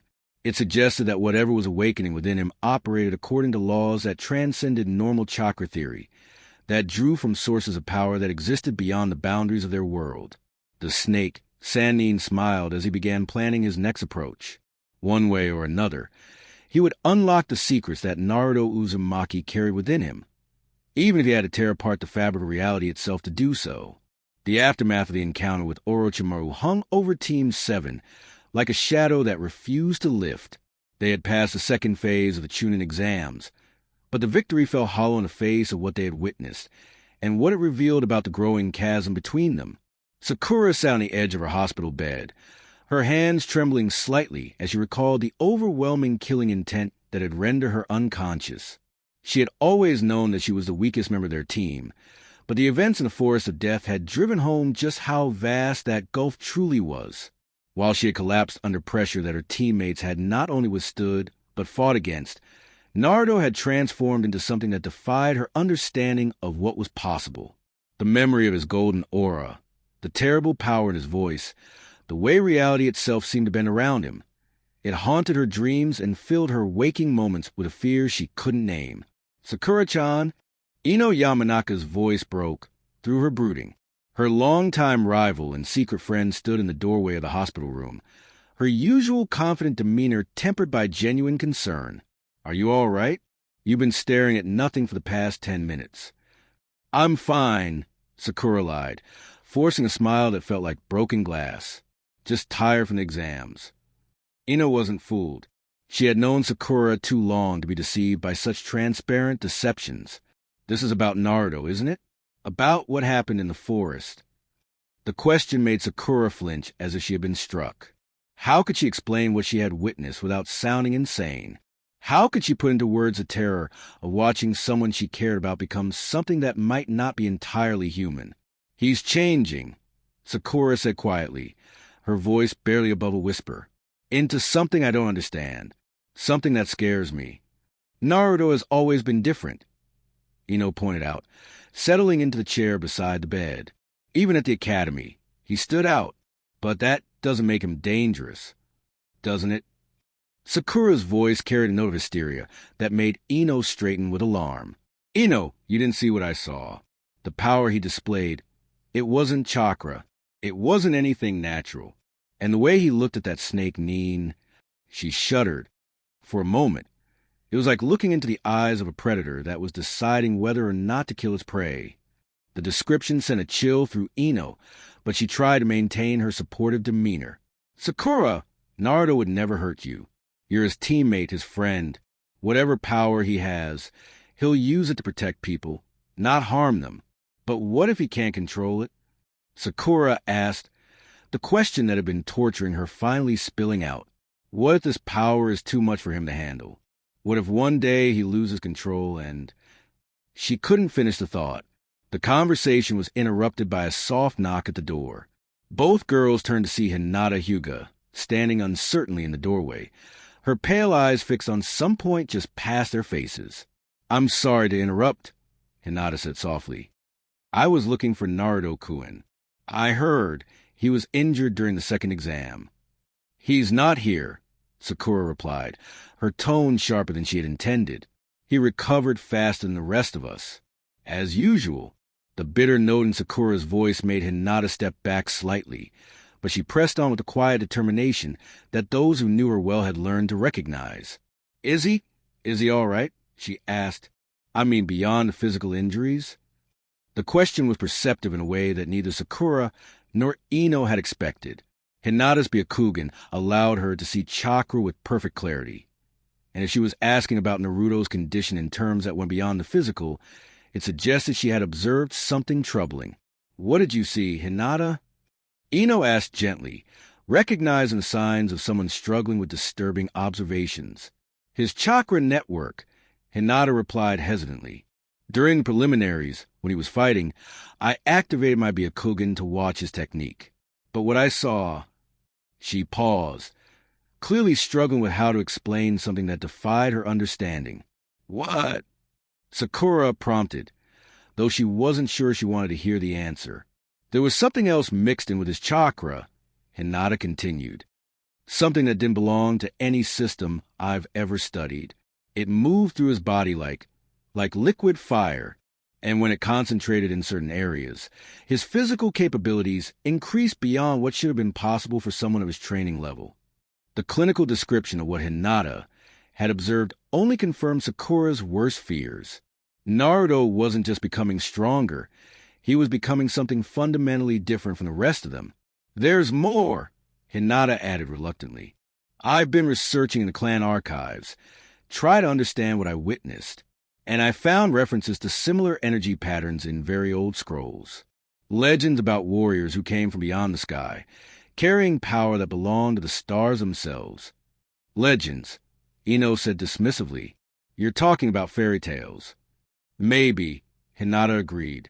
"But if those legends are true, if Naruto-kun really is connected to something that ancient and powerful..." She trailed off, unwilling to voice the implications. Sakura found herself thinking about the way Naruto had spoken during his confrontation with Orochimaru, the authority in his voice, the casual mention of concepts that a 12-year-old genin should have no knowledge of, the sense that something far older and more experienced was looking out through his eyes. "He's still Naruto," she said, as much to convince herself as to comfort the others. "Whatever else he might be, he's still the boy who never gives up, who protects his friends no matter what. That has to count for something." But even as she spoke the words, Sakura couldn't shake the memory of the golden fire in Naruto's eyes, or the terrible certainty that the boy she'd grown to care about was slowly disappearing into something vast and inhuman. Meanwhile, in Training Ground 3, the subject of their conversation was engaged in a very different kind of struggle. Naruto knelt in the center of the field, his eyes closed in concentration as he tried to understand what was happening to him. The encounter with Orochimaru had awakened something within him that he couldn't control or predict. Random surges of alien energy would course through his system without warning, bringing with them flashes of genetic memories that belonged to a warrior race he had never heard of until recently. He could feel their pride burning in his chest, their hunger for battle singing his blood, their absolute refusal to accept defeat or surrender poisoning his thoughts with concepts that felt as natural as breathing and as foreign as death. "You cannot fight what you are," a voice spoke in the depths of his mind. Not the Nine Tails, but something older and far more alien. The Saiyan blood calls for expression. The longer you resist, the more violent the eventual awakening will be. "I don't want to hurt anyone," Naruto whispered to the empty training ground. "My friends, they're already afraid of me. If I let this power loose, if I become what you want me to be, then you will be what you were always meant to be," the voice replied with implacable certainty. "A warrior without equal, a force that reshapes reality through will alone, the protector and destroyer that this world needs." The seductive promise in those words terrified Naruto more than any enemy he had ever faced, because part of him, a growing part that seemed to expand with each passing day, wanted exactly what the voice was offering: the power to never lose, to never watch his precious people suffer, to stand above every challenge and overcome it through strength alone. But he had seen what unchecked power could do. He had watched the Nine Tails destroy his village, had witnessed the devastation that followed when strength was divorced from compassion and wisdom. "I won't become a monster," he said firmly, opening his eyes to reveal blue irises that flickered with suppressed golden fire. "No matter what this power wants, no matter how strong it makes me, I'll find a way to control it. I have to." The determination in his voice was real, but so was the uncertainty that lurked beneath it. Because with each passing day, the line between Naruto Uzumaki and the alien warrior awakening within him grew thinner, and he was no longer entirely sure which side of that line he truly belonged on. In the growing twilight, 3 conversations were taking place across Konoha, each one centered on the same terrifying question. What was Naruto becoming, and could the bond that tied him to humanity survive the transformation he was undergoing? None of them had answers, but all of them could feel the weight of approaching change, like the pressure in the air before a storm that would reshape everything they thought they knew about power, friendship, and what it meant to be human. The preliminary matches of the chunin exams had been designed to thin the field of participants, but none of the observers could have anticipated that they would witness a collision between 2 forces that represented the very pinnacles of their respective bloodlines. When the electronic board flickered to life and displayed Uzumaki Naruto versus Uchiha Sasuke, a silence fell over the viewing area that spoke a collective understanding. They were about to see something unprecedented. Sasuke descended to the arena floor with the controlled grace that always characterized his movements, but his Sharingan was already spinning. its tomo rotating with an intensity that betrayed his inner excitement. This wasn't just another match. It was the opportunity he'd been waiting for since the Land of Waves to test himself against the impossible power that Naruto represented. Naruto landed opposite him with considerably less ceremony, his usual boisterous energy notably subdued. The encounter with Orochimaru had left him deeply shaken, not by the physical confrontation, but by the ease with which his alien nature had surfaced in response to threat. Now, facing Sasuke in sanctioned combat, he could feel that same power stirring in anticipation. Finally, Sasuke said, his voice carrying a satisfaction that bordered on hunger. No mission to complete, no teammates to protect, no interruptions. Just you and me, Naruto. Let's see which one of us is really stronger. Sasuke, Naruto replied, his tone unusually serious. I don't think this is a good idea. What happened in the forest? I don't know if I can control it. The admission only served to intensify the fire burning in Sasuke's crimson eyes. Good. I don't want you to control it. I want to see everything you're capable of, everything you've been hiding. Only then will I know what I need to surpass. Hey, Gecko, serving as a proctor for matches, looked between the two genin with growing unease. The killing intent radiating from both boys was far beyond what should have been expected from academy graduates, and there was something in the quality of their respective energies that made his experienced senses recoil. Begin, he called, then immediately leaped backward to what he hoped was a safe distance. The first clash was almost anticlimactic in its brevity. Sasuke moved with the enhanced speed that his Sharingan afforded him, his fist aimed at what should have been an easy target. Instead, he found his strike blocked by Naruto's forearm, the impact generating a shockwave that cracked the stone floor beneath their feet. Impossible, Sasuke breathed, staring at the completely undamaged arm that had stopped his chakra-enhanced attack. That should have shattered bone. I told you, Naruto said, his blue eyes beginning to flicker with golden light. I'm not the same person I was before. What followed was a taijutsu exchange that redefined everyone's understanding of what genin-level combat could look like. Sasuke's Sharingan allowed him to predict and counter Naruto's movements with mechanical precision, but each successful block or parry sent vibrations through his arms that spoke of strength far beyond normal human limits. Naruto, for his part, was fighting two battles simultaneously. On the physical level, he was matching Sasuke technique for technique. His growing Saiyan instincts allowed him to adapt to the Uchiha's evolved tactics in real time. But on a deeper level, he was struggling to contain the golden fire that wanted to erupt from every pore, to transform him into something that could end his fight in moments. You're holding back, Sasuke accused, leaping away from a particularly devastating punch that left a crater where he had been standing. This isn't even close to the power you used against that snake Nin. I'm trying to protect you. Naruto shot back, frustration bleeding into his voice. You don't understand what happens when I let that power loose. Then show me. Sasuke's Sharingan began to spin faster, the tomo blurring as his bloodline limit evolved in response to the challenge before him. I'm not some weakling who needs your protection. I'm an Uchiha. The words hit Naruto like a physical blow. Not because they were harsh, but because they carried a truth he had been trying to avoid. Sasuke wasn't weak. He was brilliant, skilled, and utterly fearless in the face of any challenge. But the power awakening within Naruto came from a source that transcended normal human evolution, and protecting Sasuke from it might be another form of condescension. You want to see? Naruto asked, his voice taking on harmonics that made the air itself vibrate. Fine, but remember, you asked for this. The transformation began slowly, almost gently, like the first flickering of a candle. Golden energy began to outline Naruto's form, casting dancing shadows across the arena walls. But as his control loosened, as he allowed the Saiyan genetic memories to surface, the gentle flicker became a roaring flame. His hair began to float as if suspended in invisible water, crackling with electricity that danced between the strands. His blue eyes shifted to that terrible greenish hue that spoke of something utterly inhuman looking out through them, and his entire presence seemed to expand, filling the arena with the promise of violence that belonged to a species that had conquered galaxies through martial prowess alone. But most unsettling of all was the smile that spread across his face. Not the warm, slightly goofy expression his friends knew, but something sharp and predatory that belonged on the face of a warrior who had never known defeat.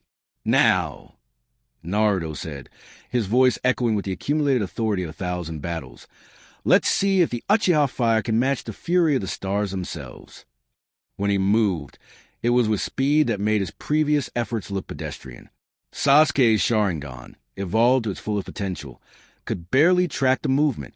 His first desperate attempt to dodge resulted in a fist-sized hole appearing in the wall behind him, punched clean through stone that should have been able to withstand Jonin-level techniques. "This is it," Sasuke breathed, exhilaration and terror warring in his voice. "This is the challenge I've been waiting for." His own transformation was less dramatic, but no less significant. The Sharingan in his eyes began to shift, the tomo spinning faster and faster until they merged into new patterns. Under the pressure facing an opponent whose power transcended normal limits, Sasuke's bloodline limit evolved beyond its traditional boundaries. The three-tomo Sharingan flickered and changed, developing new configurations that allowed him to perceive not just chakra flow, but the fundamental forces that govern movement and energy itself. It wasn't the Mangekyo. That would require a different kind of trauma entirely. But it was something unprecedented, an evolution driven by the need to comprehend power that existed outside normal parameters. "I can see it," Sasuke said with wonder, his evolved eyes tracking the alien energy that flowed from Naruto's system. "The pattern, the source, the way it interacts with your chakra network. It's not of this world, is it?" "No," Naruto admitted, his voice carrying the weight of genetic memories that span millennia. "It comes from a warrior race that died with honor intact, refusing to bow even to gods. And now that legacy flows through me." Their second clash shattered the arena floor completely, sending chunks of stone flying in all directions. Sasuke's enhanced Sharingan allowed him to predict Naruto's movements with uncanny accuracy, but even perfect prediction meant nothing when his opponent could simply overpower his defenses through raw strength. Yet the Uchiha refused to yield. Every devastating blow that sent him flying across the arena only seemed to fuel his determination. Every technique that failed to match Naruto's overwhelming power only inspired him to reach deeper into his bloodline's potential. "Fire release, grand fireball technique," Sasuke called out, pouring more chakra into the familiar jutsu than he had ever attempted before. The result was a sphere of flame the size of a building, hot enough to melt stone and bright enough to illuminate the entire arena. Naruto's response was to walk directly into the inferno, his golden aura protecting him from heat that should have reduced him to ash in seconds. When he emerged from the other side, completely unharmed, his smile had taken on a quality that made even the most experienced jonin in the viewing area take an unconscious step backward. "Impressive," he acknowledged, his voice carrying genuine respect. "In another time, under different circumstances, you might have been a worthy sparring partner for a true Saiyan warrior." The casual dismissal ignited something in Sasuke that went beyond pride or ambition. The Uchiha clan had never bowed to anyone, had never accepted being dismissed as inadequate. If Naruto represented the ultimate challenge, then surpassing him would validate everything the Uchiha bloodline stood for. Lightning release, Chidori. The technique that formed in Sasuke's palm was unlike anything he had ever created before. Enhanced by his evolved Sharingan and fueled by desperation that bordered on madness, it took the form of a spear of pure electrical energy that seemed to tear holes in reality itself. When he charged forward, moving faster than he'd ever moved in his life, Naruto made no attempt to dodge.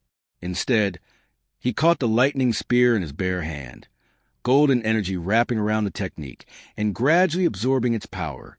"You've grown strong, Sasuke," Naruto said, his tone carrying an odd mixture of pride and sadness. "Stronger than I thought possible. But this is the difference between evolution and transformation. You've reached the pinnacle of human potential. I've become something else entirely." The demonstration of that difference came when Naruto gently pushed forward, his hand still gripping Sasuke's technique.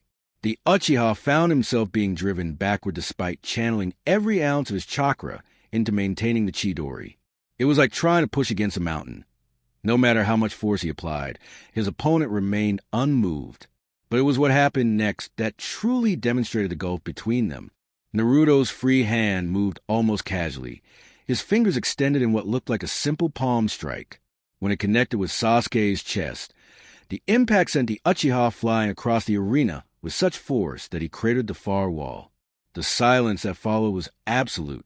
Sasuke lay motionless in the rubble, his evolved Sharingan flickering as consciousness fled. Naruto stood in the center of the destroyed arena, his golden aura gradually fading as he wrestled control back from the genetic memories that had briefly dominated him. Winner, Uzumaki Naruto, Hade announced, his voice barely audible in the stunned quiet. But as Naruto looked down at his defeated rival, he felt no satisfaction, no joy in victory. Instead, there was only a hollow understanding that he had crossed a line that could never be uncrossed. He had shown Sasuke and everyone else present that the gap between them was not one that could be bridged through training or evolution, or even the most desperate pursuit of power. In the viewing area, Sakura stared at the devastation with tears streaming down her face. This wasn't the Naruto she had grown to care about. The boy who pulled pranks and made ridiculous faces and refused to give up no matter how hopeless the situation seemed. This was something else wearing his face, something that carried power beyond her comprehension, and the cold certainty of someone who had never known defeat. Kakashi, watching from the Jonin section, felt his blood turn to ice as he processed what he had witnessed. The technique Naruto had used to defeat Sasuke wasn't chakra-based. It had been pure kinetic force, generated through methods that defied every principle of ninja arts. More disturbing still was the casual way he had handled Sasuke's most powerful technique, as the pinnacle of Uchiha achievement was nothing more than a mild inconvenience. But perhaps most unsettling of all was the realization that Naruto had been holding back. Even in this demonstration of overwhelming power, Kakashi's experienced I could detect restraint in every movement, control that spoke of capabilities far beyond what had been displayed. As medical ninja rushed to treat Sasuke's injuries, Naruto walked quietly from the arena, his shoulders bowed under the weight of what he had revealed. He could feel the eyes of everyone present following him, could sense their fear and confusion, and growing certainty that he was becoming something that no longer belonged in their world. In the depths of his consciousness, beyond the reach of even the Nine Tails, Saiyan genetic memories stirred with satisfaction. The first real test had been passed, the first demonstration of superior power completed. Soon, the boy would understand that strength was the only truth that mattered, that bonds based on anything less were illusions that would crumble when faced with reality. But for now, Naruto Uzumaki walked alone through the corridors of the examination building, carrying the terrible knowledge that he might have just destroyed the most important relationship in his life for the sake of power he had never asked for and wasn't sure he could control. The golden fire in his eyes flickered once before fading entirely, leaving only blue irises that reflected the depth of his isolation and the growing certainty that the boy his friends had known was disappearing into something vast and inhuman. The hot springs of Mount Mayaboku steamed in the afternoon sun, but Jiraiya paid no attention to the relaxing atmosphere as he paced back and forth along the water's edge. 3 days had passed since he had agreed to take Naruto as his student, and already he was beginning to understand that he had vastly underestimated the complexity of what he was dealing with. The boy sat in the center of the spring, apparently meditating, but the energy radiating from his motionless form was unlike anything in Jiraiya's considerable experience. It wasn't chakra, or rather, it wasn't only chakra.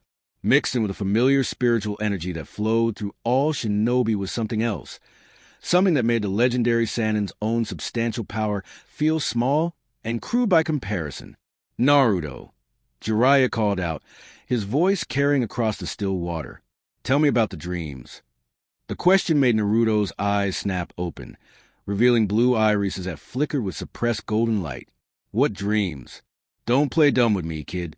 Jiraiya replied, settling cross-legged on a flat stone at the water's edge. You've been talking in your sleep for the past 3 nights. Something about warriors and stars and battles that shook galaxies. Either you've got the most vivid imagination in the shinobi world, or there's something you're not telling me. Naruto was quiet for a long moment, his gaze distant as he considered how much to reveal. The dreams had been growing more frequent and more detailed since his fight with Sasuke, filling his nights with visions of golden-haired warriors who fought with powers that dwarfed anything he had ever seen in the shinobi world. "They feel real," he admitted finally, "like memories that belong to someone else, but also like their minds somehow. Does that make sense?" In the ninja world, very little makes sense if you think about it too hard. Jiraiya replied with a slight smile.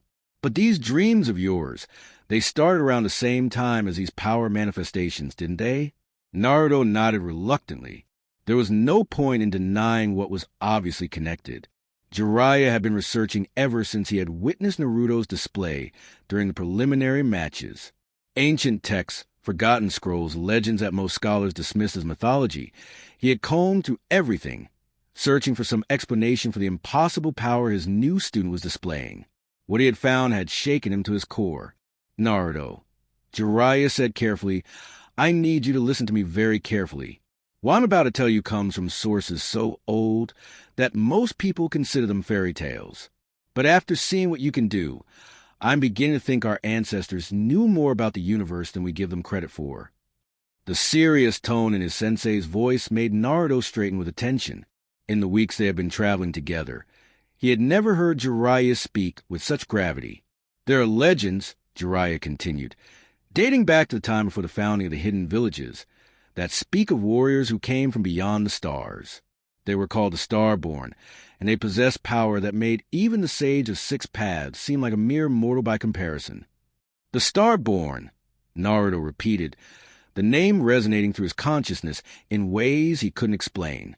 According to the legends, they weren't entirely human. They were members of a warrior race that had conquered entire galaxies through martial prowess alone. Their strength grew through battle. Their power increased with each challenge they faced, and their pride burned brighter than the suns themselves. As Jiraiya spoke, Naruto felt something stirring in the depths of his genetic memory. Flashes of images, vast fleets of spherical pods crossing the void between stars, warriors with golden hair and eyes like emerald fire, battles that shattered planets and reshaped solar systems. But the most important thing about the Starborn, Jiraiya went on, watching Naruto's expression carefully, was that they were driven by an instinct that transcended normal human motivation. They lived for combat, thrived on challenge, and grew stronger through conflict. It wasn't just about winning or losing. It was about constantly pushing themselves to greater heights of power. "Is that what's happening to me?" Naruto asked quietly. "Am I becoming one of these Starborn?" "I think you already are one," Jiraiya replied. "I think that whatever fell from the sky the night you were born carried with it the genetic legacy of this warrior race. And now, as you grow older and face greater challenges, that legacy is awakening within you." The confirmation of what Naruto had been suspecting sent a chill through him that had nothing to do with the cooling evening air. "But if I'm not human, if I'm becoming something else, what does that mean for my friends? For the village?" It was a question Jiraiya had been dreading, because he wasn't sure there was a good answer. The ancient text spoke of the Starborn as forces of nature, neither good nor evil, but simply expressions of pure power that reshaped everything around them. Whether that reshaping was beneficial or catastrophic depended entirely on the individual warrior's choices. "That depends on you," Jiraiya said finally. "The legend suggests that the Starborn were capable of both creation and destruction on a scale that's hard to imagine. They could be protectors who shielded entire civilizations from harm, or conquerors who swept away everything in their path. The power itself is neutral. It's how you choose to use it that matters. But what if I can't control it?" Naruto's voice carried a fear that went beyond normal concern. "What if this instinct you're talking about takes over, and I hurt someone I care about?" The question hung in the air between them, heavy with implications that neither wanted to fully consider. Jiraiya had been wondering the same thing ever since he had agreed to train Naruto. How do you teach someone to control power that operates according to laws that transcend normal understanding? "That's why we're here," Jiraiya said, gesturing to the empty landscape around them. "Away from the village, away from anyone who could be hurt if things go wrong. You're going to learn to understand this power, to channel it constructively instead of just letting it explode out of you when you're angry or threatened." "How?" Naruto asked. "If this energy doesn't work like chakra, If it comes from some alien source, how can normal training methods possibly help? Jiraiya's smile carried an edge that spoke of dangerous knowledge carefully acquired. Who said anything about normal training methods? Kid, I've been researching forbidden techniques and ancient powers for more years than you've been alive. If anyone can figure out how to train a starborn warrior, it's me. What followed was the most intense period of Naruto's young life. Jiraiya's training methods were unlike anything he had ever experienced. Not just physically demanding, but designed to push him beyond the normal boundaries of human endurance and into the realm where his alien heritage could manifest fully. The first lesson involved learning to recognize the difference between his human chakra and what Jiraiya had taken to calling his Saiyan Ki, the alien energy that flowed through his system according to its own unique laws. Chakra is a union of spiritual and physical energy. Jiraiya explained as they stood on a mountaintop overlooking a vast valley. It's limited by your body's capacity and your spiritual development. But this Saiyan Ki of yours, it seems to draw from a different source entirely. Something that connects to the fundamental forces that power stars themselves. Naruto closed his eyes and reached inward, tried to sense the distinction his sensei was describing. It was like trying to separate two rivers that had been flowing together for so long that they had become indistinguishable. But gradually, with Jiraiya's guidance, he began to perceive the difference. His chakra felt warm and familiar, flowing through established pathways that had been developed through years of training and conditioning. But beneath it, intertwined with it, but somehow separate, was something else. Energy that burned with the cold fire of distant stars, that pulsed with rhythms that belonged to cosmic forces rather than biological processes. I can feel it, Naruto said, wonder creeping into his voice. It's like there's a star burning inside me. That's probably closer to the literal truth than you realize, Jiraiya replied. According to the legends, the Starborn drew their power from the nuclear furnaces that lit the void. Their energy was connected to the fundamental forces that held galaxies together. The second lesson involved learning to consciously access this alien power without losing himself to the genetic memories that came with it. This proved to be far more difficult than simply recognizing the energy's existence. The memories you're experiencing aren't just random images, Jiraiya explained as they prepared for another training session. They're the accumulated combat knowledge of an entire species, techniques, strategies, and instincts refined over millennia of warfare. The problem is that they come with the personality patterns of the warriors who developed them. You mean when I use this power, I'm becoming someone else? Naruto asked, alarm creeping into his voice. Not becoming someone else, exactly, Jiraiya corrected. But you're accessing thought patterns and behavior responses that belong to a warrior culture that's fundamentally different from anything in our world. The Saiyans live for battle, thrive on conflict, and measure their worth entirely through combat prowess. When you tap into their memories, you're also tapping into their values and instincts. This explanation helped Naruto understand why his personality seemed to shift when he accessed full power. The predatory satisfaction he felt during combat, the casual dismissal of opponents who couldn't match his strength, the hunger for greater challenges. These weren't corruptions of his normal personality, but rather the surfacing of genetic memories that carried their own emotional patterns. So, how do I use the power without becoming them? Naruto asked. By maintaining your own identity while accessing their knowledge, Jiraiya replied. It's like reading a book written by someone else. You can learn from their experiences without adopting their personality.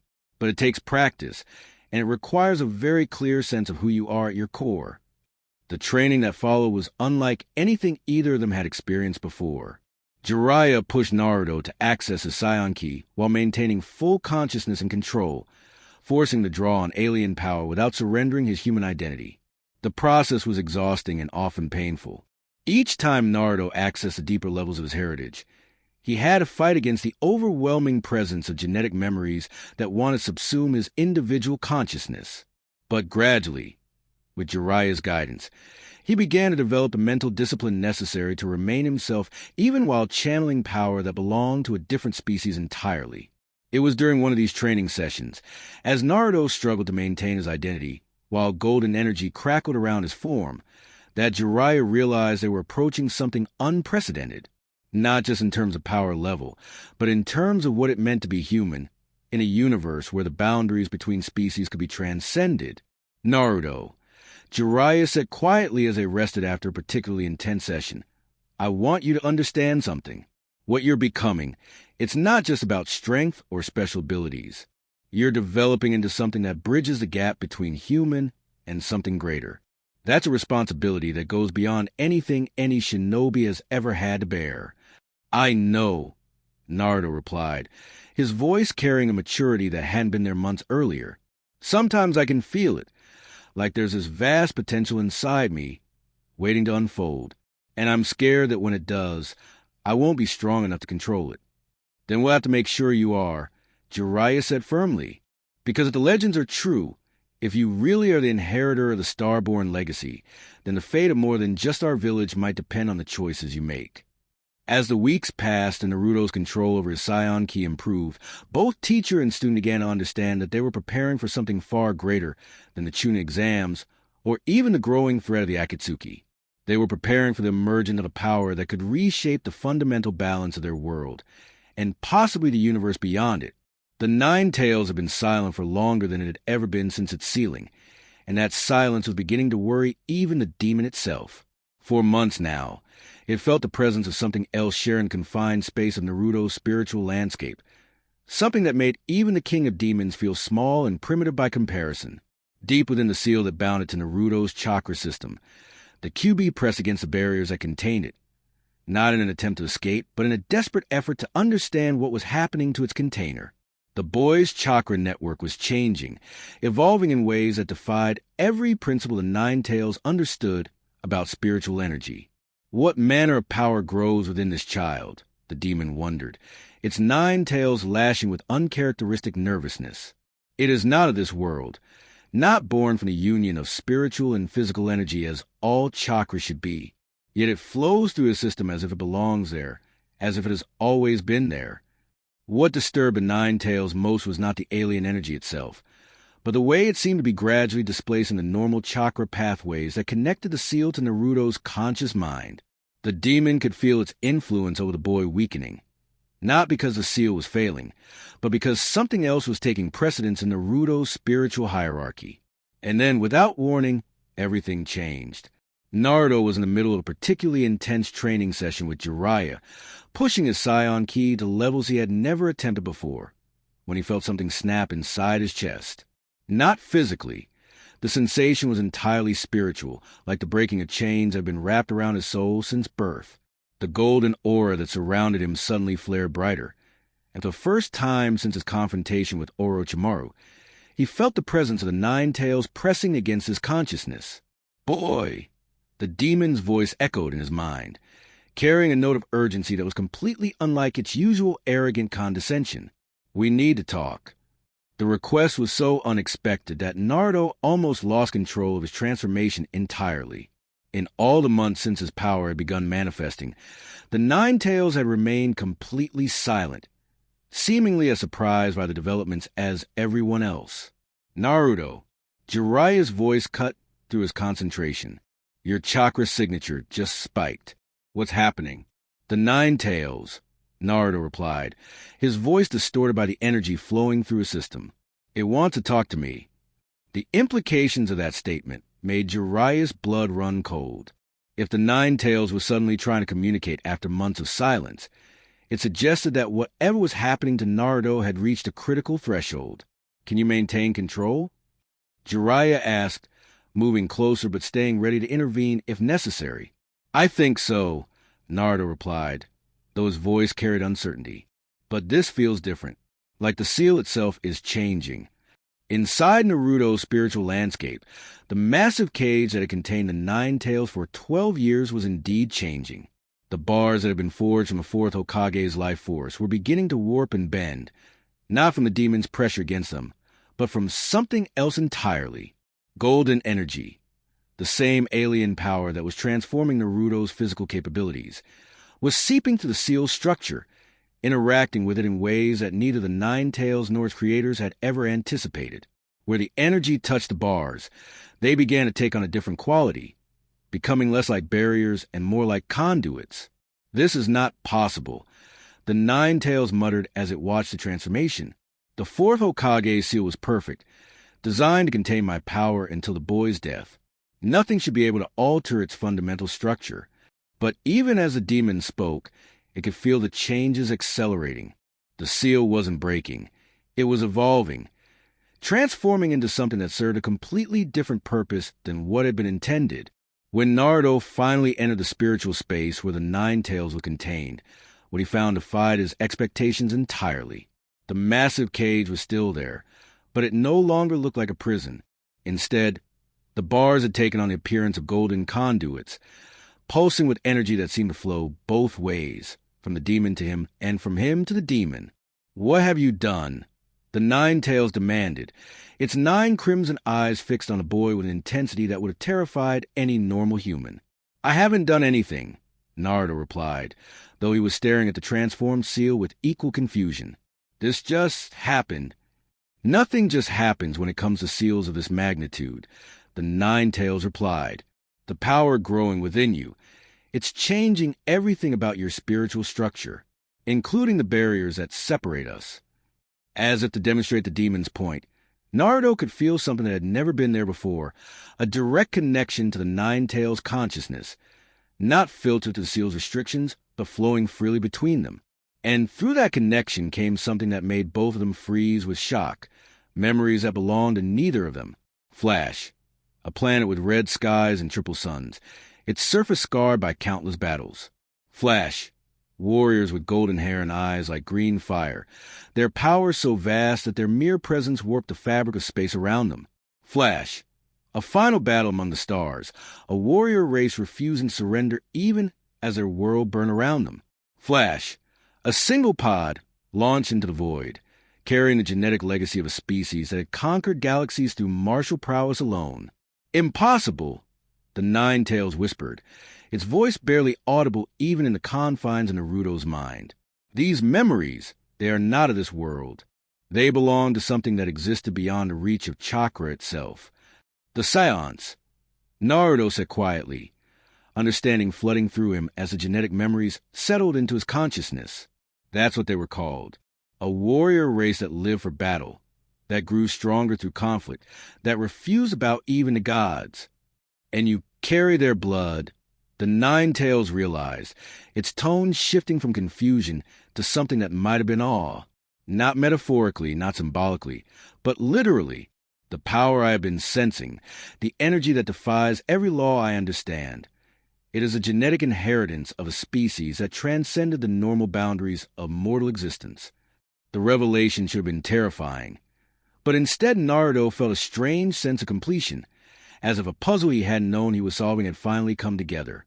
The dreams, the impossible strength, the hunger for battle that grew stronger with each conflict. It all made sense now. "What does this mean?" Naruto asked. "For me, for the seal, for everything?" "It means that everything we thought we understood about your nature was incomplete," the Nine Tails replied.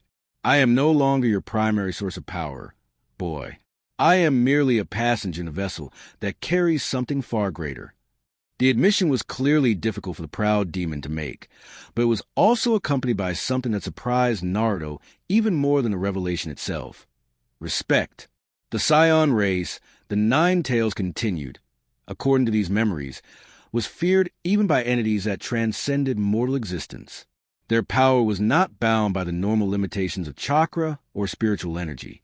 They drew strength from the fundamental forces that held the universe together, and their potential for growth was theoretically unlimited.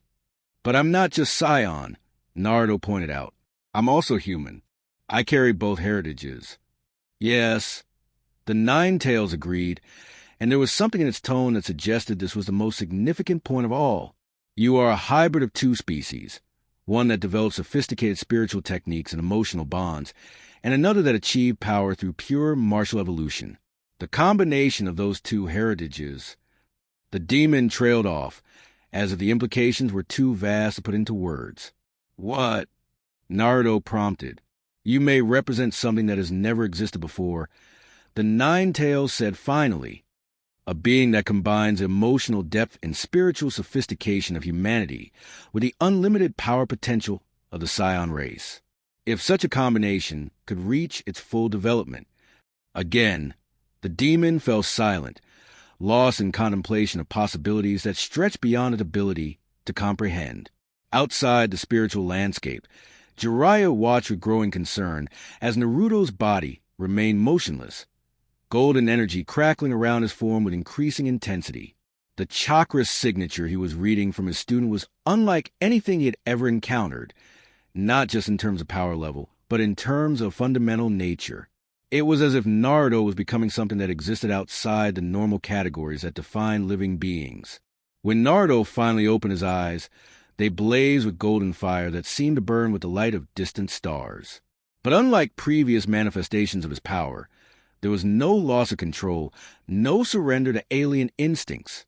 Instead, there was a perfect fusion of human consciousness and Saiyan strength. "The seal isn't containing the nine tails anymore," Naruto said, his voice carrying harmonics that made the air itself vibrate. "It's connecting us, making us partners instead of prisoner and jailer. Is that safe?" Jiraiya asked, though he suspected he already knew the answer. "I don't know," Naruto admitted, "but I don't think safety is really an option anymore. This power, what I'm becoming, it's going to reshape everything. The only question is whether I can control that reshaping or if it's going to control me." As if in response to his words, the golden aura around him pulsed once, sending ripples of energy that could be felt for miles in every direction. Animals fled.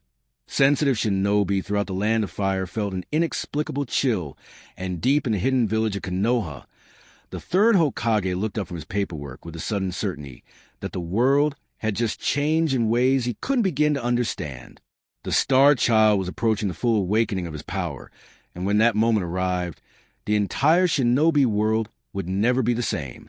Deep within Konoha's underground archives, sealed documents began to resonate with an energy signature that hadn't been detected in over 1,000 years.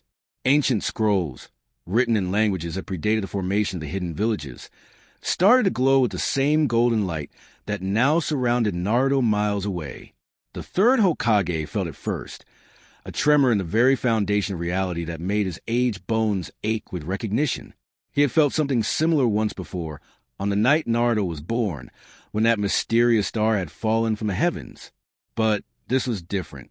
Where that night had carried the promise of something awakening, this moment carried the certainty that it already had.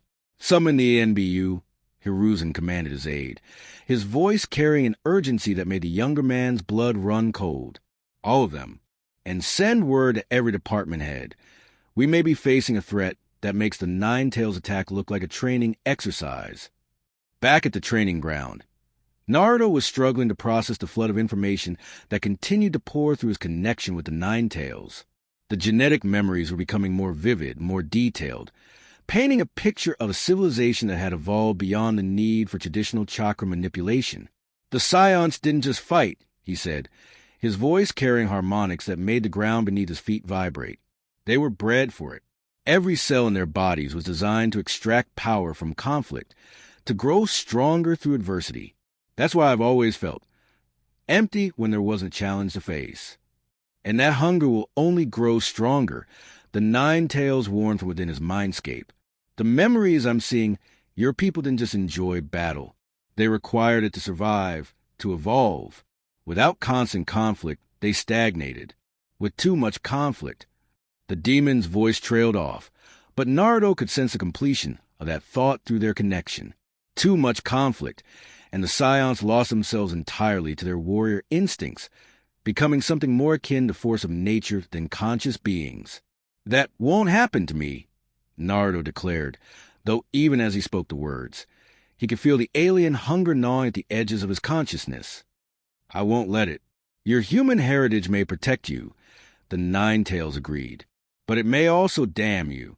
The capacity for love, for bond with others, these were foreign concepts to pure Saiyans.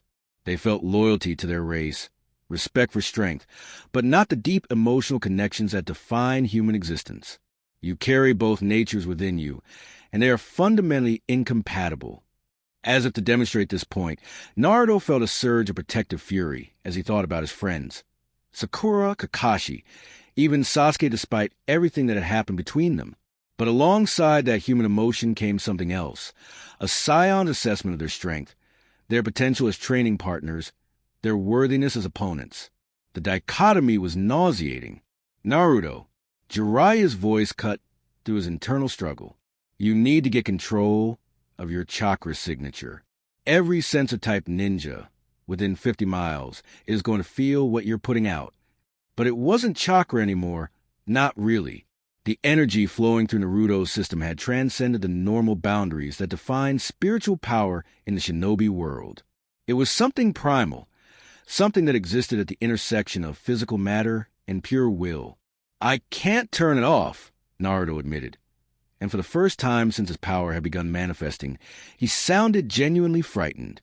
It's not like chakra, where I can just stop channeling it. This is part of me now, as fundamental as breathing. Jiraiya's expression grew grave as the implications of that statement sank in. If Naruto couldn't control the energy output from his transformations, then every use of his Saiyan abilities would be like sending up a flare that could be seen from orbit. There would be no hiding, no strategic advantage of surprise. We need to get you somewhere isolated, Jiraiya decided. Somewhere you can train without endangering civilians or alerting every enemy within a 100-mile radius. But even as he spoke, they both knew it was too late for such precautions. The energy signature Naruto was producing had already been detected by forces far more dangerous than curious sensor types. Deep beneath the mountains of the Land of Lightning, in a cavern system that had never appeared on any map, 9 figures stood around a table carved from a single piece of obsidian. Their forms were concealed by black cloaks marked with red clouds, but their attention was unified in a way that rarely occurred among the Akatsuki. The Nine-Tails container has begun manifesting abilities beyond our expectations, Conan reported, her voice carrying none of its usual emotional detachment. Payne's intelligence network confirms that the energy signature doesn't match any known chakra manipulation technique. Perhaps the demon has found a way to influence him more directly than we anticipated, suggested Itachi, though his tone suggested he didn't believe his own words. No, the voice that interrupted belonged to Madara, though he wore the mask and identity of Toby in this gathering. This is something else entirely, something that predates the current chakra system. The admission was significant coming from someone who had lived through the era of the Sage of Six Paths, and the other members of the organization turned their attention to him with renewed interest. Explain, Payne commanded. There are legends, Madara continued, stories that predate even the Akatsuki clan's arrival on this world. Tales of warriors who fell from the stars, bearing power that didn't originate from the divine tree or its fruit.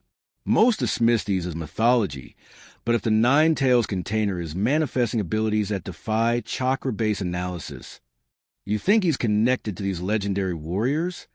Deidara interrupted, his artistic sensibilities clearly intrigued by the possibility. I think we need to accelerate our timeline, Madara replied. If Uzumaki Naruto represents a return of pre-chakra powers, then he poses a threat to our plans that goes beyond his role as a Jinchuriki. The meeting dissolved into strategic planning, but each member carried away the same underlying concern. They were facing something that existed outside their understanding of power dynamics in the shinobi world. Meanwhile, in a dimension that existed parallel to the physical world, an ancient consciousness stirred from eons of dormancy. Kaguya Akatsuki, the progenitor of chakra itself, felt the awakening of energies that she had thought extinct since her arrival on the planet millennia ago. Impossible, she whispered into the void of her sealed existence. The Starborn warriors were eliminated. I made certain of it. But the energy signature she was detecting carried the unmistakable resonance of power that existed independent of her chakra system. Power that could potentially challenge even her dominion over the world's spiritual forces. For the first time since her sealing, Kaguya began to contemplate the possibility that her return might be more urgent than she had originally planned.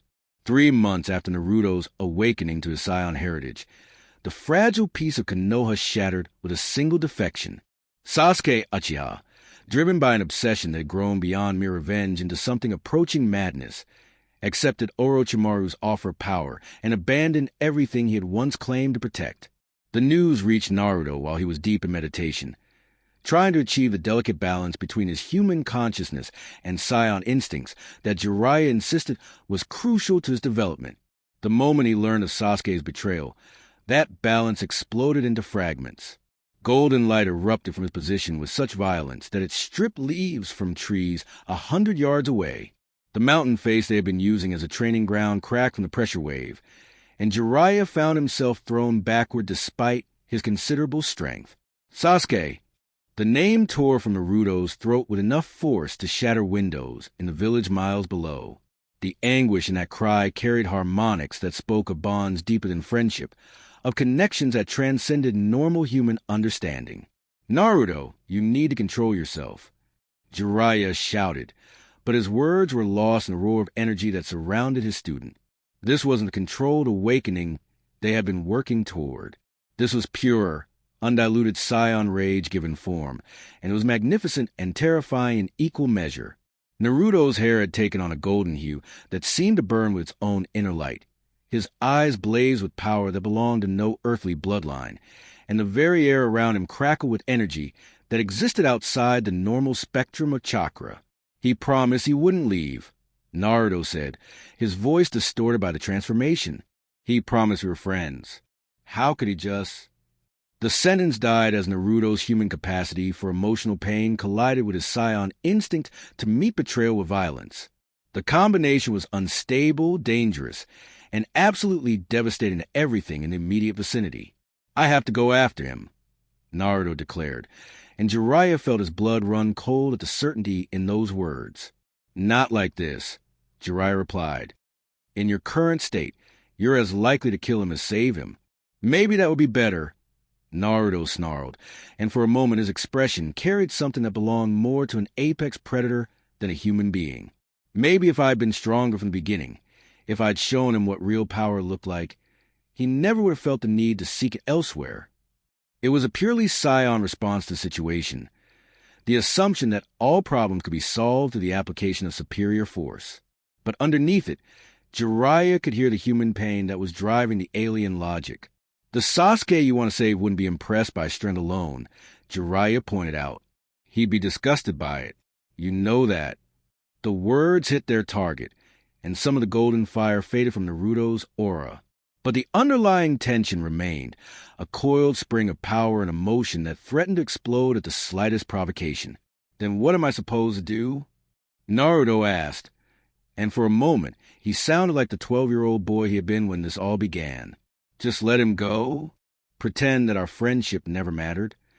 "You're going to get stronger," Jiraiya replied. "Strong enough to bring him back, without destroying him in the process.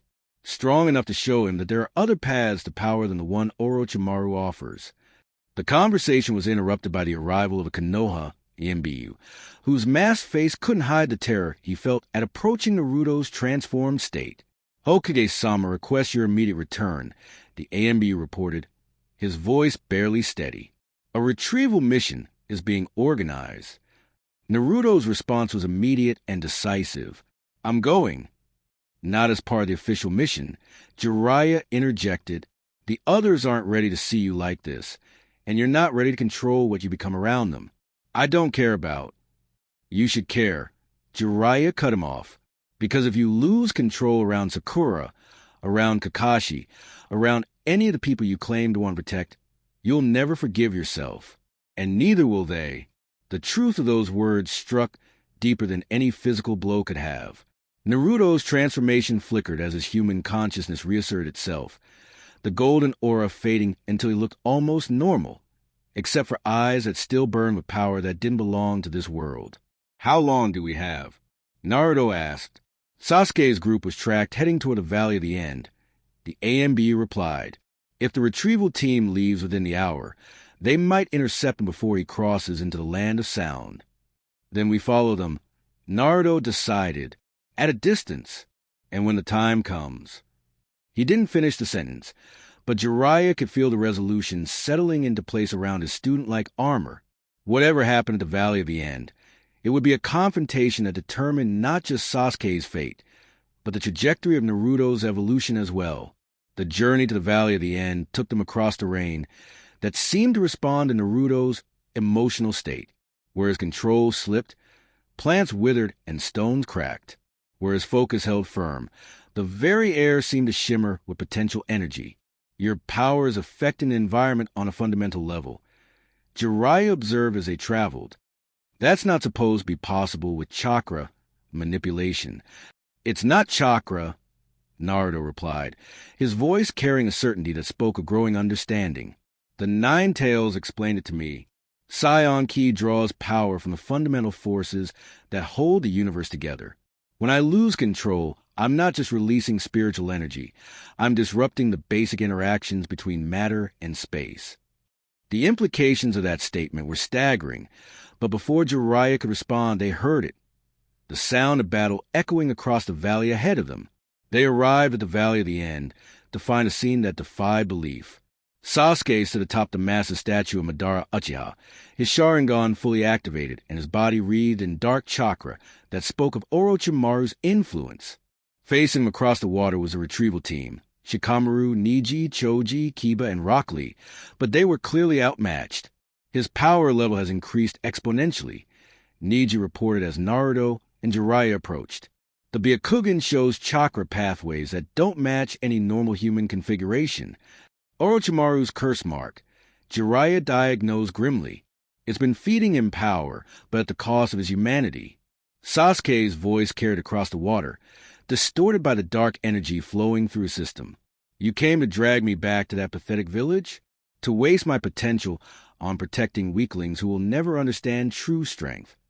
We came to bring our friend home, Shikamaru replied, but his tactical mind was clearly struggling to find a strategy that could handle Sasuke's transformed state. Friends, Sasuke laughed, and the sound carried a bitter edge that spoke of bonds deliberately severed. I have no friends. I have only obstacles to overcome and tools to be used. It was then that Naruto stepped forward, his presence immediately shifting the dynamic of the confrontation.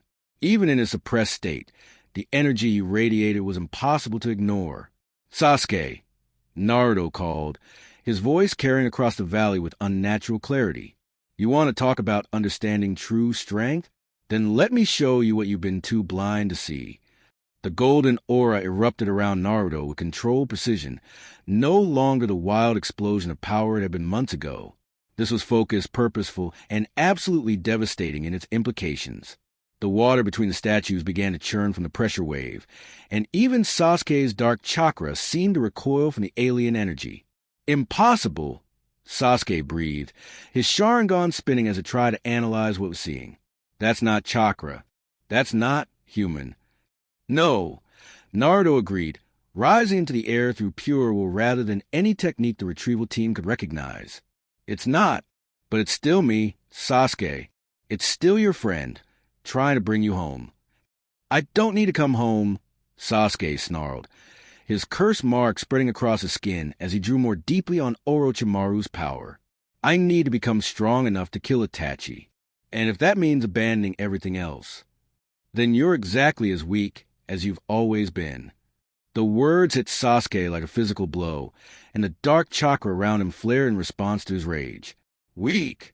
Sasuke demanded. I'll show you weak. The battle that followed defied every principle of ninja combat that had governed the shinobi world for centuries. Sasuke's techniques, enhanced by the curse mark and driven by years of accumulated rage, met Naruto's Saiyan Ki in collisions that shook the very foundations of the valley. Where Sasuke's Chidori met Naruto's energy-enhanced strikes, the air itself seemed to tear. Where their respective auras clashed, reality wavered like heat shimmer on summer pavement. The massive statues that had stood for generations began to crack under the pressure of their conflict. You don't understand, Sasuke shouted as they exchanged blows that could have leveled buildings. I need power. More power than this village could ever give me. More power than friendship or bonds or any of the things you think matter. And you think Orochimaru's curse mark is going to give you that. Naruto replied, his enhanced speed allowing him to match Sasuke's Sharingan predicted movements. You think becoming someone else's tool is strength?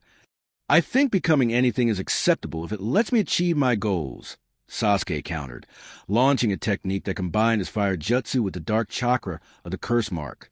Naruto met with a burst of golden energy that didn't just counter the attack.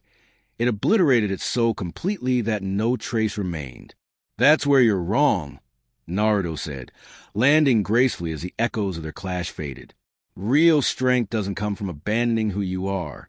It comes from accepting who you are and choosing to become something better." "Philosophy from the dead last of our class?" Sasuke mocked, but there was something in his expression that suggested Naruto's words had found their mark. "Philosophy from someone who understands what it means to carry power that could destroy everything you care about," Naruto corrected. "The difference between us, Sasuke, is that I chose to use that power to protect people. You're choosing to let it consume you." The conversation was interrupted by a presence that made even their enhanced senses recoil. Orochimaru emerged from the forest, his snake-like form radiating malevolence that made the curse mark on Sasuke's skin writhe in response. "How touching," the Sannin hissed. "But I'm afraid playtime is over. Sasuke-kun has made his choice, and I have no intention of allowing it to be unmade by sentimental appeals to friendship." "Orochimaru," Jiraiya stepped forward, his own battle aura beginning to manifest. "This doesn't concern you." "On the contrary," Orochimaru replied, his golden eyes fixed on Naruto with predatory interest. "It concerns me very much. The boy's power, it's exactly what I've been searching for. A bloodline that transcends the normal limitations of human existence." "I'm not going with you," Naruto declared, his transformation intensifying in response to the threat. "Oh, but you are..." Orochimaru smiled, revealing fangs that gleamed with venom. "You see, I've spent months studying the energy signatures you've been producing, and I've developed techniques specifically designed to counter them." The attack came without warning, not a jutsu, but a disruption field that interfered with the fundamental forces Naruto's Saiyan Ki drew upon. For the first time since his awakening, Naruto felt his power falter. "Impossible!" he gasped, falling to one knee as his golden aura flickered. "Not impossible," Orochimaru corrected. "Simply a matter of understanding that even power which transcends chakra must operate according to certain universal principles. Principles that can be manipulated by someone with sufficient knowledge and preparation." It was Sasuke who broke the stalemate, his curse mark flaring as he attacked not Naruto, but Orochimaru himself. "I chose to follow you," Sasuke declared as his techniques forced the Snake Sannin to dodge. "But that doesn't mean I'll stand by and watch you harm my friend." The word "friend" seemed to surprise Sasuke as much as anyone else, but he didn't retreat from it. "How disappointingly sentimental," Orochimaru observed, "but ultimately irrelevant." The battle that followed involved four of the most powerful individuals in the shinobi world, their techniques clashing with such force that the geography of the valley began to reshape itself around them. But it was a moment when Naruto's power suddenly stabilized, not through external manipulation, but through internal resolve, that the tide turned. "You want to study my bloodline?" Naruto asked, his aura burning brighter than it ever had before. "Then let me give you a demonstration you'll never forget." The transformation that followed pushed beyond anything Naruto had achieved before. His hair took on not just a golden color, but seemed to be made of light itself. His eyes blazed with power that belonged to no earthly origin, and the energy that surrounded him carried harmonics that spoke of fundamental forces held in perfect balance. This wasn't just Super Saiyan. This was the fusion of Saiyan Ki with human will, creating something that had never existed before in the universe. The resulting technique obliterated Orochimaru's disruption field and sent the Sannin himself flying across the valley with enough force to embed him in the mountainside. "Sasuke," Naruto said, his voice carrying otherworldly authority, "you have a choice to make. Come back to the village, or stay with him and accept the consequences." For a long moment, Sasuke stared at his transformed friend with an expression that cycled through amazement, envy, and something that might have been fear. "I can't," Sasuke said finally. "Not yet. I'm not strong enough to face Itachi, and until I am..." "Then get stronger with us," Naruto offered, "as part of the team that's always had your back." "The village would never accept the methods I need to use," Sasuke replied. "The darkness I need to embrace." "The village accepted me," Naruto pointed out, "and I carry power that could accidentally destroy the world if I lose control. They'll accept you too." Sasuke's expression softened for just a moment, and Naruto thought he might actually succeed. But then Orochimaru's laughter echoed across the valley, and the curse mark on Sasuke's neck pulsed with renewed influence. "I'm sorry," Sasuke said, and he sounded like he meant it, "but my path leads through darkness, and I won't drag you into it with me." The final exchange was brief but definitive. Sasuke used a technique that temporarily blinded everyone present, and when their vision cleared, both he and Orochimaru were gone. Naruto stood alone atop the statue of Hashirama Senju, his transformation fading as the reality of his failure settled in. He had achieved power beyond anything the shinobi world had seen in generations, and it still hadn't been enough to save his friend. "This isn't over," he declared to the empty valley. "Wherever you go, Sasuke, I'll find a way to bring you back, no matter how strong I have to become." The promise carried such conviction that it seemed to write itself into the fabric of reality, ensuring that this confrontation was not an ending but beginning. 6 months after Sasuke's defection, Naruto had pushed his training to levels that worried even Jiraiya. The Sannin watched as the student performed exercises that would have killed normal humans, his Saiyan physiology allowing him to recover from injuries that should have been permanent and adapt to stresses that defied medical understanding. "You're going to burn yourself out," Jiraiya warned as Naruto completed another set of techniques that involved channeling raw ki through his chakra system. Power without wisdom is just destruction waiting for a target. "I need to be stronger," Naruto replied, sweat evaporating from his skin as his body temperature spiked beyond human norms. "Strong enough to bring Sasuke back, strong enough to protect the village, strong enough to face whatever else is out there." It was the last part that concerned Jiraiya most. Through their network of contacts, they had learned that the Akatsuki were actively searching for Naruto, not just as a nine-tailed Jinchuriki, but specifically because of his Saiyan abilities. Intelligence suggested they were planning something that went beyond simple bijou collection. "There's someone I want you to meet," Jiraiya said finally. "Someone who might be able to help you understand your heritage better than I can." The journey took them to a region of the Land of Fire that didn't appear on any official maps, a mountainous area where the normal rules of geography seemed to bend in subtle ways. The air itself felt different here, charged with energies that made Naruto's Saiyan instincts stir with recognition. "This place feels familiar," Naruto observed as they climbed paths that seemed to shift when he wasn't looking directly at them. "Like I've been here before, but not in this lifetime." "That's because you have," a new voice said from ahead of them, "or rather, your genetic memory has." The speaker was an elderly man whose age was impossible to determine. He might have been 60 or 600. His features carried a timeless quality that suggested he existed outside the normal flow of temporal experience. But it was his eyes that caught Naruto's attention. They held depth that spoke of knowledge accumulated across eons. "Master Kenshi." Jiraiya bowed respectfully. "Thank you for agreeing to see us." "I've been expecting him," Kenshi replied, his gaze never leaving Naruto. Ever since the night he first accessed his inherited memories. The resonance was unmistakable. "You know about the Saiyans?" Naruto asked, his voice carrying a mixture of hope and wariness. "I know about many things that predate the current chakra system," Kenshi replied, "including the warrior race that once numbered your world among their conquests, before they themselves were conquered by their own nature." The old man gestured for them to follow him up a path that led to a monastery carved directly into the mountainside.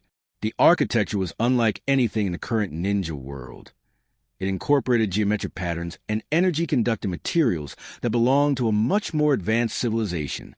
This place was built by the first refugees, Kenshi explained as they walked. Survivors from a dozen different worlds that the Saiyans had visited. They came here seeking sanctuary from the endless conflicts that followed in the wake of your people's expansion. "My people conquered other worlds?" Naruto asked, though the genetic memories were already confirming what he feared. "Your people conquered everything they encountered," Kenshi corrected. "It was their nature, their purpose, their biological imperative. They were bred by an ancient race called the Tuffles to be the perfect warriors, but like all created weapons, they eventually turned on their creators." Inside the monastery, the walls were covered with murals that depicted scenes from across the galaxy. Naruto recognized some of them from his inherited memories. Battles on worlds with purple skies, conquests that span entire solar systems, a civilization that is spread across the stars through pure martial prowess. But they're gone now, Naruto said, though it came out more like a question. Destroyed by their own success, Kensei confirmed. The Saiyan race became so focused on battle, so addicted to the rush of combat and the pursuit of ever greater power, that they forgot how to build, how to create, how to sustain civilization. In the end, they turned on each other, and their homeworld was consumed in conflicts that made their interstellar wars look like playground disputes. The explanation should have been sobering, but instead Naruto found himself struggling with a hunger that had nothing to do with food. The descriptions of battle, of warriors pushing themselves beyond all limits, of power that transcended normal boundaries. It called to something deep in his genetic memory. "I can see it in your eyes," Kensei observed. "The awakening of the battle hunger. It's the most dangerous aspect of your heritage, and the one that will ultimately determine whether you follow the same path as your ancestors." "I'm not like them," Naruto insisted, though he could hear the uncertainty in his own voice. "I fight to protect people, not to conquer them." "For now," Kensei agreed, "but as your power grows, as you face stronger opponents, as the Saiyan instincts become more dominant, will your human compassion be enough to balance the alien hunger for conflict?" It was a question that Naruto couldn't answer, and that uncertainty was exactly what Kensei had intended to create. "That's why you're here," the old master continued. "Not just to learn techniques or unlock new levels of power, but to understand the balance between your two natures, to find a path that honors both your heritage and your humanity." The training that followed was unlike anything Naruto had experienced before. Where Jiraiya had focused on control and channeling, Kensei emphasized understanding and integration. He taught Naruto to meditate not just on his power, but on the philosophical implications of wielding it. Strength without purpose is meaningless. Kensei explained as they sat in a chamber whose walls were covered with equations that described the fundamental forces of the universe.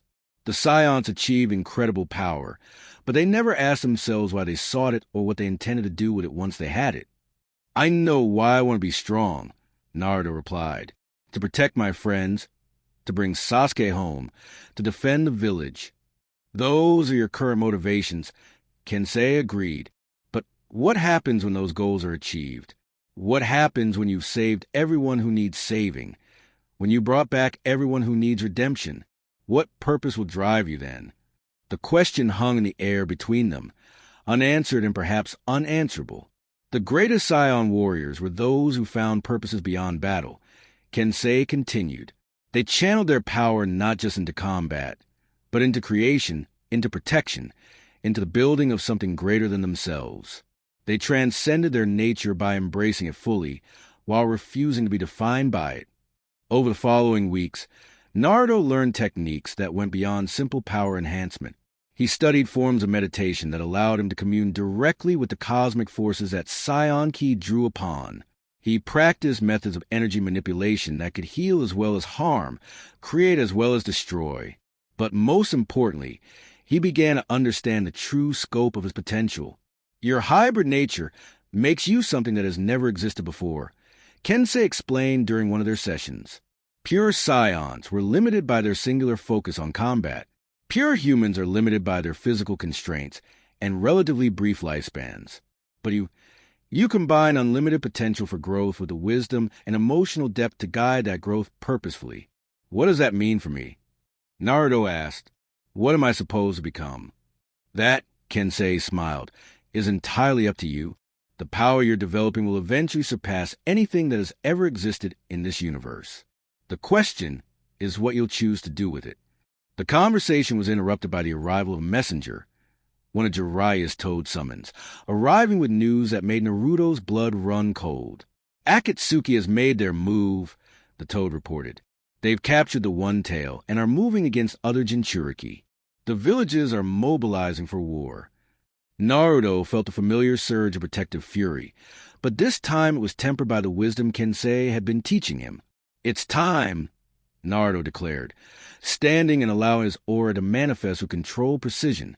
Time to put this training to use. But as they prepared to leave the monastery, Kensei offered one final piece of advice. Remember, the old master said, Power is not measured by what you can destroy, but by what you choose to preserve. The true test of your nature will come not in battle, but in victory. What you do when nothing stands between you and absolute power. The words would prove to be prophetic in ways that none of them could have imagined. The training ground, Kensei led them to existed in a pocket dimension that had been carved out of reality itself, a space where the normal laws of physics could be suspended, where power could be tested without risking collateral damage to the inhabited world. This is where the last generation of Scion warriors came to undergo their final trials. Kensei explained as they stood at the edge of an arena that stretched beyond the horizon. The sky above them swirled with colors that had no names, and the ground beneath their feet was made of material that seemed to absorb and reflect energy in equal measure. What kind of trials? Naruto asked, though his Scion instincts were already responding to the environment with eager anticipation. The trial of ascension, Kensei replied. A test that pushed Scion warriors beyond their current limitations, forcing them to evolve or die in the attempt. Most who undertook it were consumed by their own power. Those who survived emerged as something greater than they had been before. Naruto could feel it in his bones, the rightness of this place, the way his alien heritage resonated with energies that had been waiting here for millennia. But alongside that excitement came a growing awareness of danger. If most who attempted it died, Jiraiya interjected, then perhaps nothing. Naruto interrupted, his voice carrying harmonics that belonged to no human throat. This is what I've been training for, what I was born for. The transformation was beginning already, triggered not by conscious effort, but by the environment itself. Golden light began to seep through his skin as his Scion genetics responded to the dimensional pressure around them. The trial begins the moment you enter the arena, Kensei warned, and it will not end until you either achieve true Super Saiyan transformation or are destroyed by the attempt.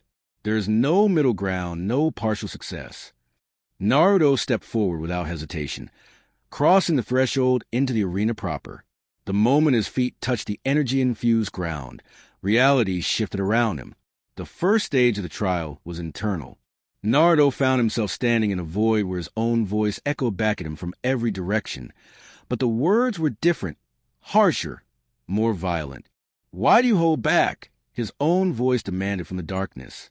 You could end every conflict instantly if you simply stopped restraining yourself.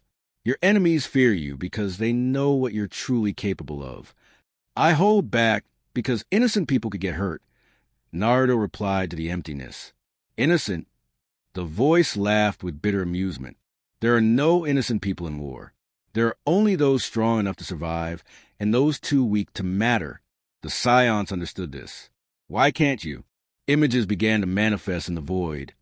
Scenes of every battle Naruto had ever fought, but twisted to show what would have happened if he had unleashed his full power from the beginning.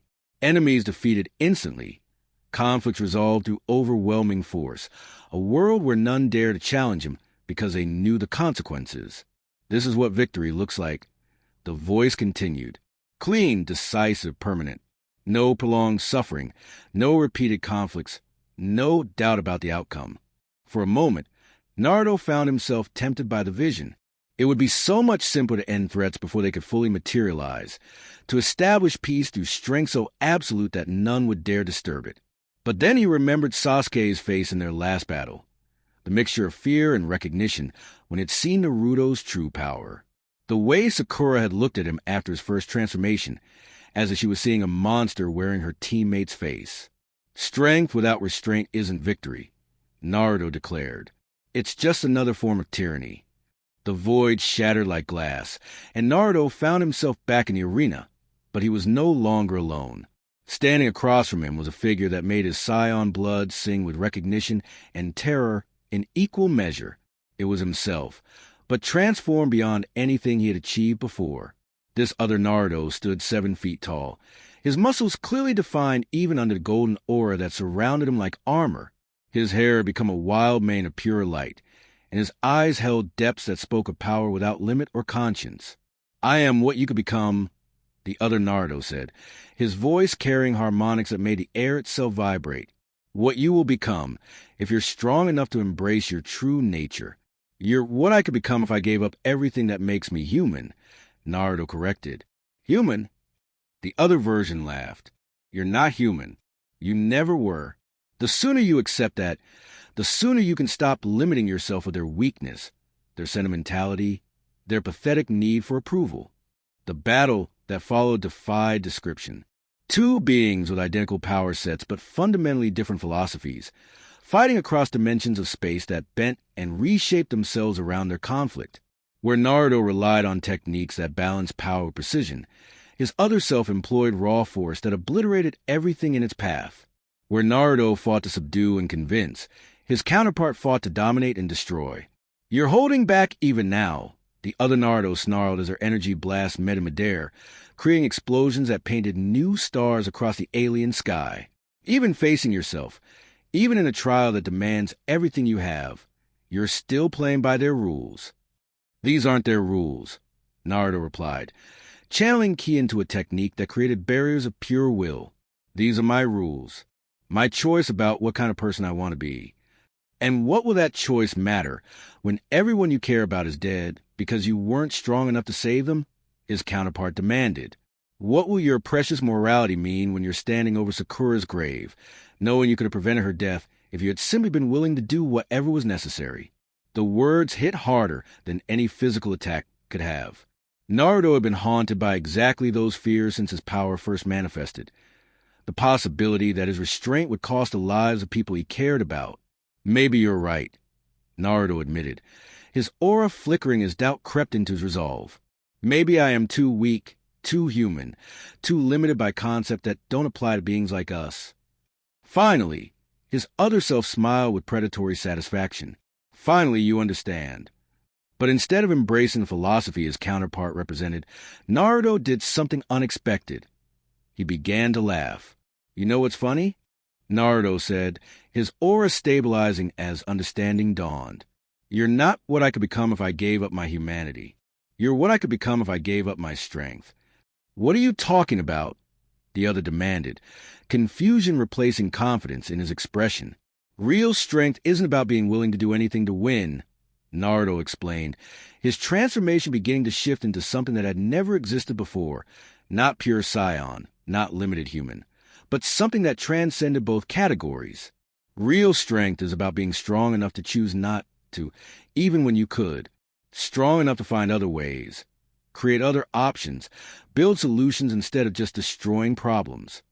The golden aura around him began to take on new dimensions, incorporating not just power but purpose, not just energy but wisdom. This wasn't just Super Saiyan. This was evolution beyond anything his species had ever achieved. The Saiyans failed.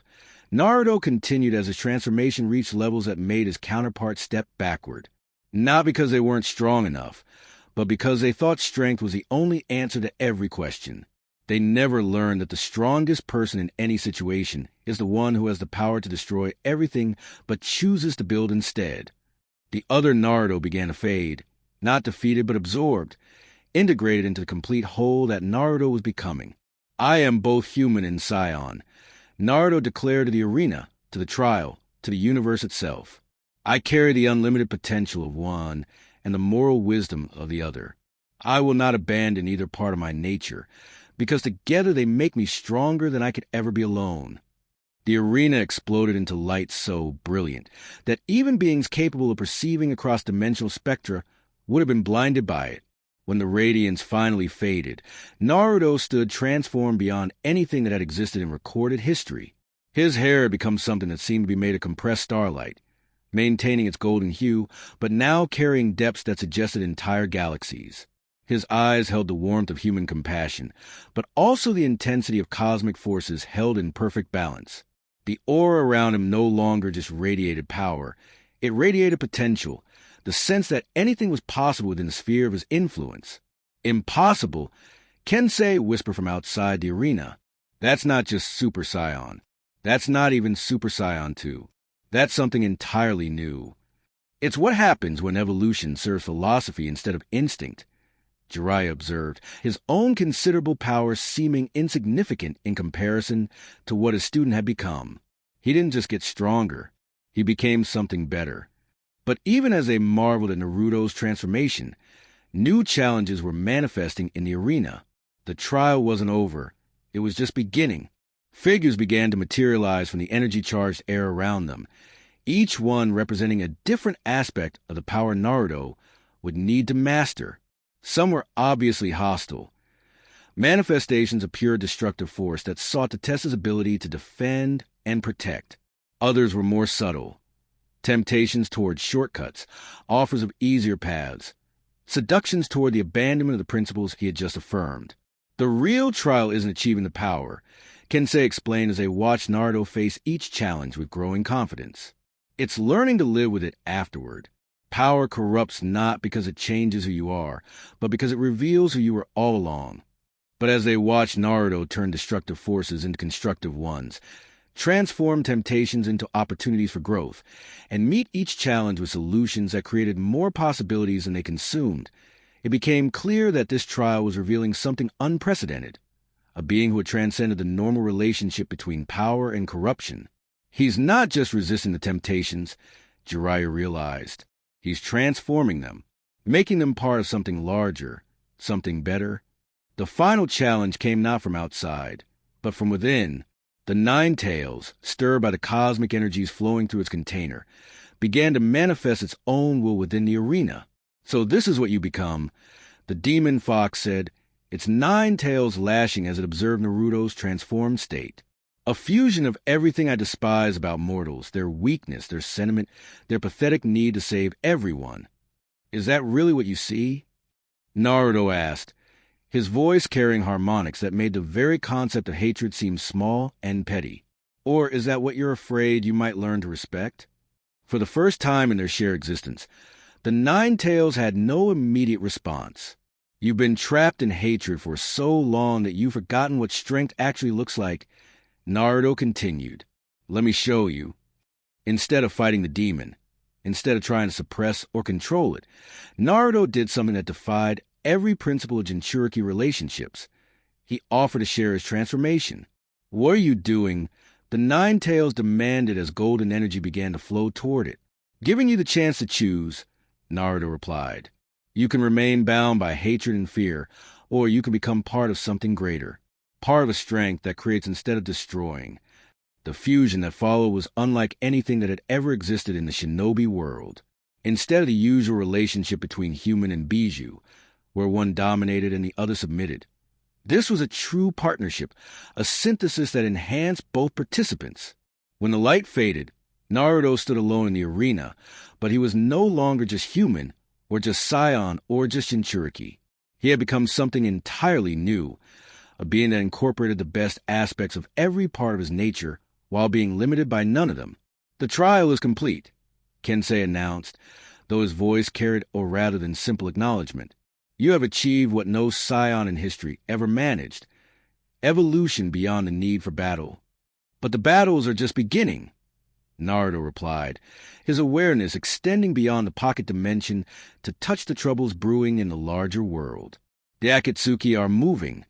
Sasuke is still lost to darkness, and there are forces stirring that haven't been active since the time of the Sage of Six Paths.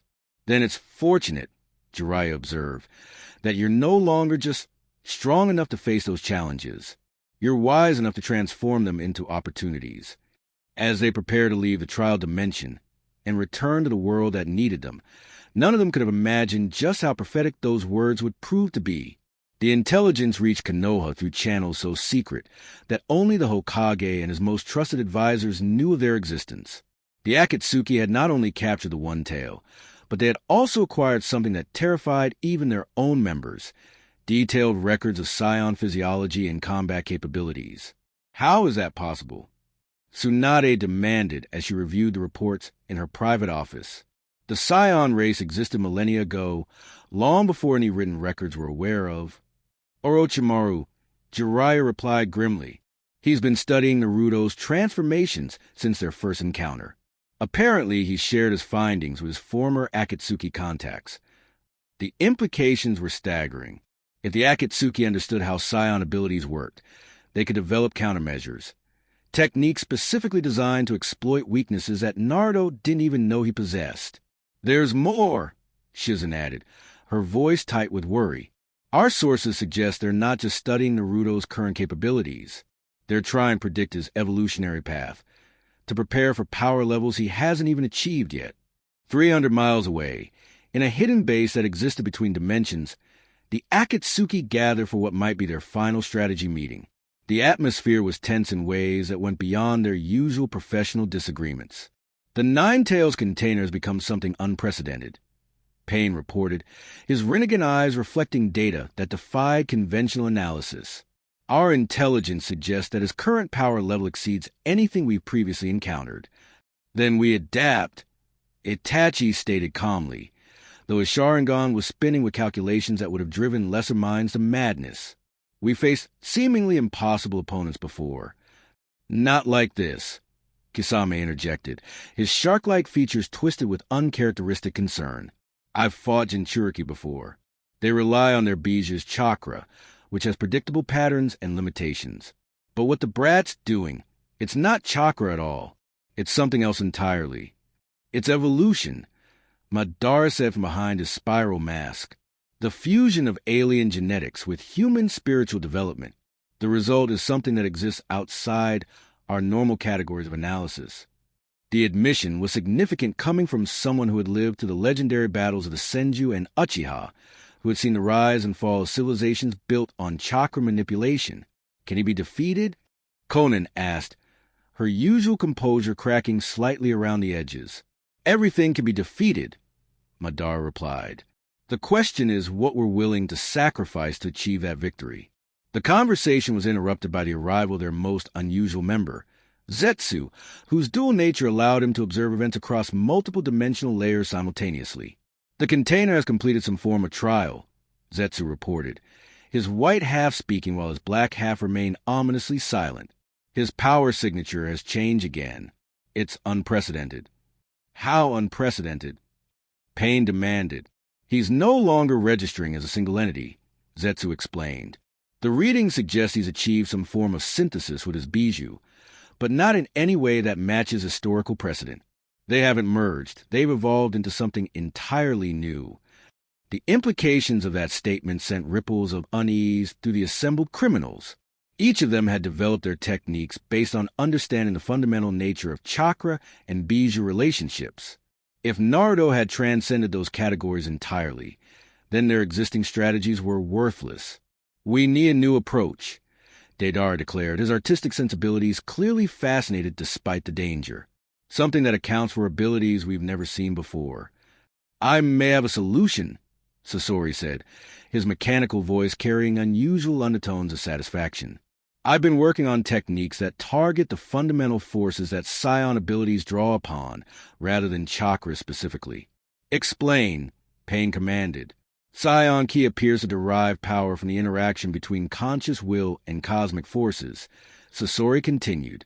If we can disrupt that interaction, create a field that interferes with the connection between mind and universal energy, then even unlimited potential becomes irrelevant.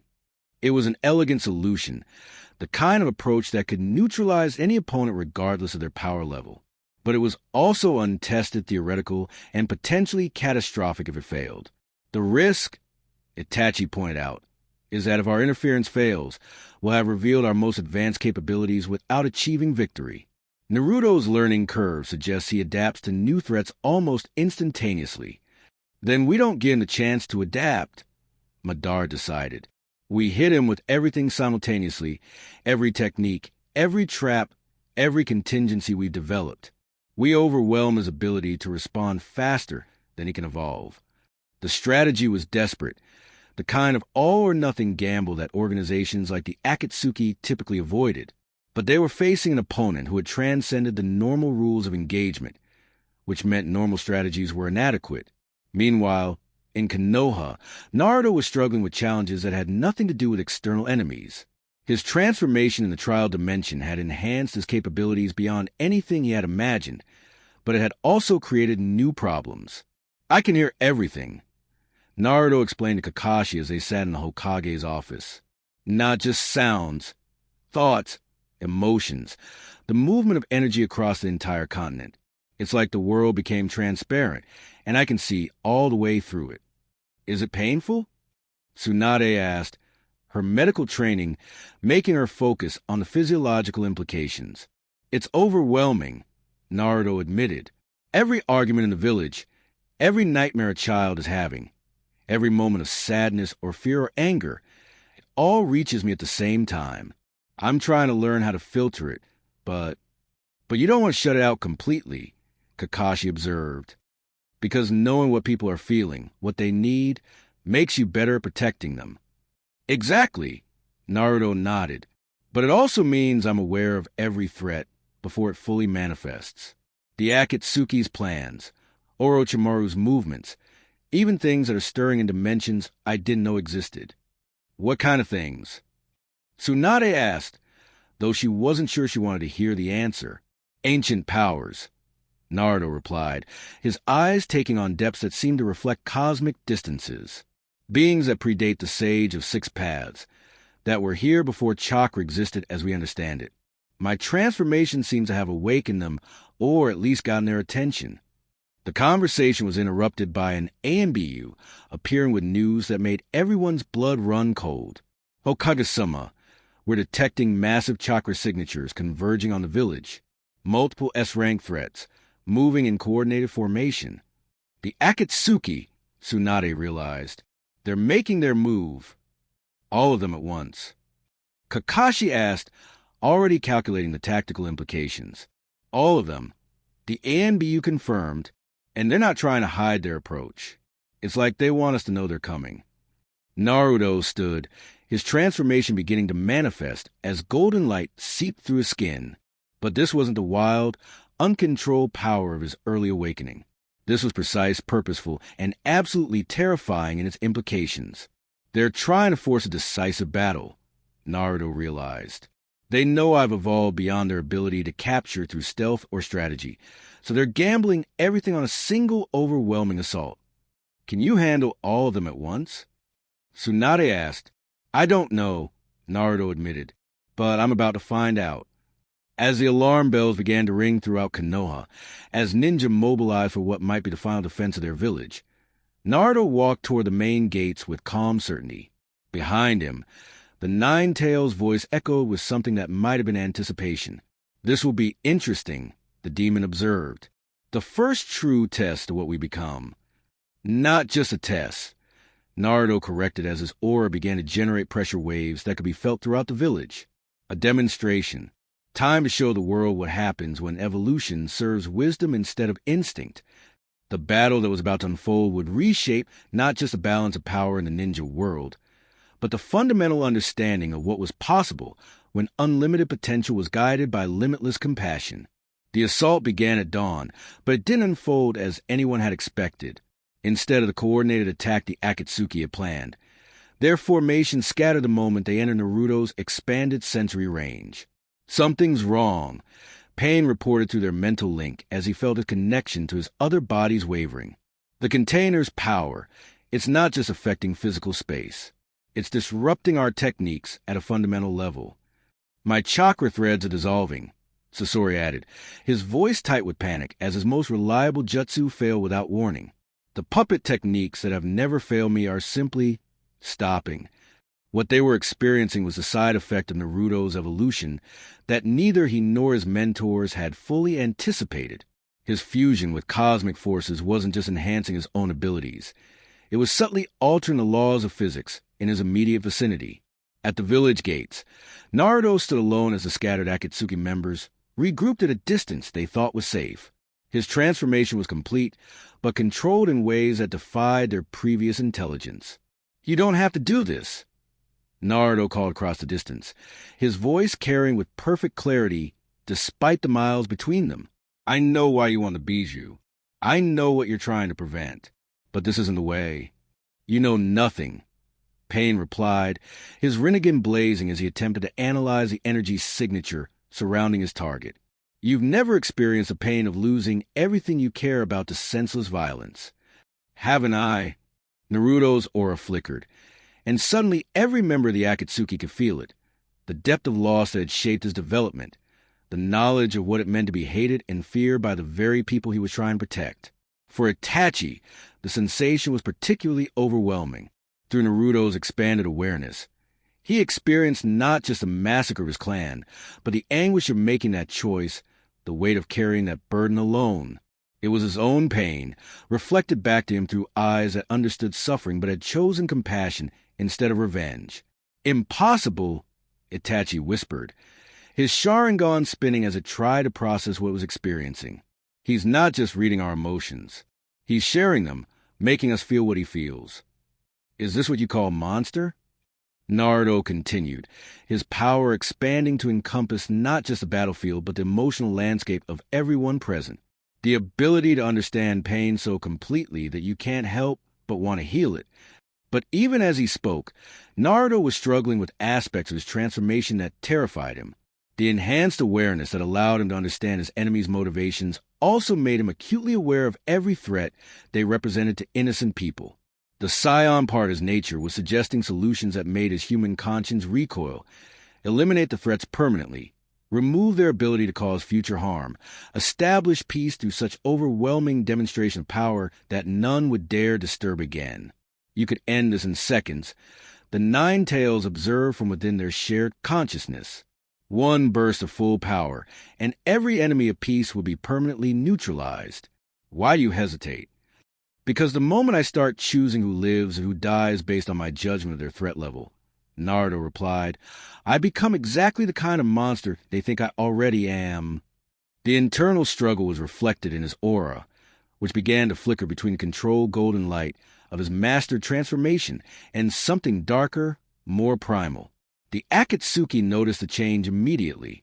He's losing control, Kisame observed, his shark-like senses detecting the shift in Naruto's energy signature. Whatever internal conflict he's facing, it's destabilizing his power.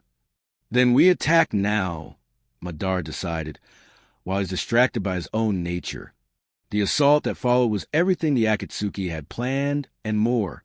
Techniques that individually would have leveled mountains, coordinated to strike simultaneously from angles that defied normal tactical analysis. But instead of overwhelming Naruto, the attack triggered something that none of them had anticipated. The full awakening of his Saiyan battle instincts. The transformation was immediate and terrifying. Where before Naruto's power had been precisely controlled, now it exploded outward with the raw fury of a collapsing star. His aura shifted from golden to something that seemed to absorb light rather than emit it, and his eyes took on depth that reflected the void between galaxies. Finally, he said, but his voice carried harmonics that belonged to no human throat. A real challenge. The battle that followed defied description. Naruto moved with speed that made teleportation seem sluggish, struck with force that reshaped the landscape with each blow, and demonstrated abilities that existed outside every known category of ninja technique. But more terrifying than his power was his demeanor. The compassionate protector who had tried to understand his enemy's pain was gone, replaced by something that viewed the conflict purely in terms of combat efficiency and tactical superiority. This is what you wanted to see, Naruto said as he caught one of Pain's chakra rods with his bare hand and crushed it to powder. This is what I become when I stop holding back. Naruto! Jiraiya's voice cut across the battlefield as he arrived with reinforcements from the village. You need to get control of yourself. Control? Naruto laughed, and the sound carried edges that made reality itself seem brittle. Why would I need control when I finally have the power to solve every problem permanently? He gestured toward the scattered Akatsuki members, and several of them found themselves frozen in place by forces that existed beyond chakra, beyond any form of energy manipulation they understood. I could unmake them, Naruto continued, his voice carrying terrible certainty. Not just kill them, erase them so completely that they would never have existed. Would that be so wrong? Would the world not be better without those who bring only pain and destruction? It would be wrong because that's not who you are, Sakura said, stepping onto the battlefield despite the cosmic forces swirling around them. The Naruto I know would never choose the easy solution if it meant becoming something he couldn't live with afterward. The Naruto you knew was weak, he replied, but there was something in his expression that suggested he was fighting his own words even as he spoke them, limited by human sentiment and the pathetic need for approval. The Naruto I knew was strong enough to choose not to be a monster, even when being a monster would solve all his problems, Sakura countered, walking closer despite the energy that was making the air itself burr around him. The confrontation might have continued indefinitely, but it was interrupted by something that shocked everyone present. Sasuke, arriving at full speed with his Sharingan blazing. "Naruto," Sasuke called, landing between his transformed friend and the assembled Akatsuki. "I can see what's happening to you. The same thing that happened to me when I let hatred consume everything else." "This isn't hatred," Naruto replied, though his voice carried less certainty than before. "This is clarity. The understanding that some problems can only be solved through the application of absolute power. And look how well that philosophy worked for the Saiyan race," Sasuke pointed out, his Sharingan spinning as it analyzed the energy patterns surrounding his friend. "They achieved unlimited power and used it to destroy themselves. Is that really the legacy you want to claim?" The word struck deeper than any attack could have. Through his expanded awareness, Naruto could see the truth of what Sasuke was saying, could observe the genetic memories that showed him exactly where his current path led. Naruto's transformation began to flicker as his human consciousness reasserted itself. "I can feel it. The hunger for stronger opponents, for greater challenges. The way winning stops being about protecting people and starts being about proving superiority. Then choose to be something different," Sasuke said, and there was something in his voice that spoke of hard-won wisdom. "Choose to be stronger than your instincts instead of enslaved by them."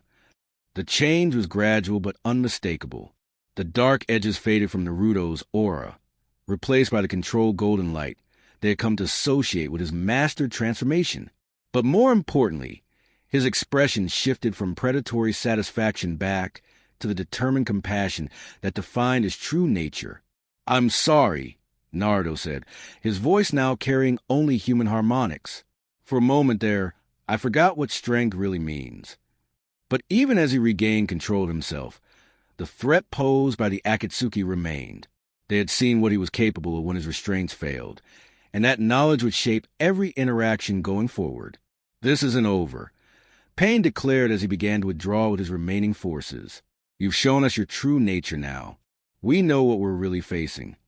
"Yes," Naruto agreed, his aura stabilizing around him like armor. "You're facing someone who's strong enough to choose mercy, even when vengeance would be easier. Strong enough to find solutions that don't require becoming a monster, that should terrify you more than the alternative." As the Akatsuki retreated, as the immediate threat faded, Naruto was left to contemplate the most frightening revelation of the entire encounter. The monster they feared wasn't something separate from him, something he could keep locked away. It was him, as most powerful and least restrained. And the only thing standing between the world and that devastating potential was his conscious choice to be something better. 6 months after the failed Akatsuki assault on Konoha, Pain returned alone. The other members of his organization had concluded that coordinated attacks were ineffective against an opponent whose power operated outside conventional analysis, but Pain had reached a different conclusion. Naruto Uzumaki could only be defeated by someone willing to sacrifice everything in the attempt. The attack began not with the dramatic assault anyone expected, but with a single black rod falling from the sky and embedding itself in the center of the village. Within a moment of impact, every person within a mile radius felt their chakra begin to drain away, pulled into the artifact by forces that defied normal understanding. "Shinra Tensei." Pain whispered from his position above the village, and the repulsive force that followed wasn't aimed at buildings or people. It was aimed at the fundamental bonds that held matter together. The devastation was immediate and total. Whereas previous assault on Konoha had destroyed buildings and killed thousands, this technique threatened to unravel the very atoms that comprised the village. Only Naruto's immediate response, a barrier of pure that existed independent of chakra, prevented complete annihilation. "You want to talk about pain?" Pain called down from his floating position, his renegade eyes reflecting a madness that went beyond mere technique. "Then let me show you what it means to watch everything you care about dissolve into nothing." The battle that followed took place across multiple dimensional layers simultaneously. Pain's enhanced renegade abilities allowed him to attack not just Naruto's physical form, but conceptual foundations of his existence. Each strike was aimed at erasing not just his body, but his very identity from the fabric of reality. But Naruto had evolved beyond the point where such attacks could find purchase. His fusion with cosmic forces meant that his existence was no longer dependent on any single-dimensional anchor. "You think destroying the village will make me understand your pain?" Naruto asked as he moved through Pain's attacks with fluid grace. "All it does is prove that you let suffering consume everything else about you. Suffering is the only truth." Pain replied, launching a technique that turned gravity itself into a weapon. "Everything else, hope, compassion, love, they're all illusions that make the inevitable pain worse when it finally arrives." The philosophical debate continued even as they exchanged blows that reshaped the landscape around them. But where their previous encounters had been about physical superiority, this battle was about fundamental worldviews made manifest through power.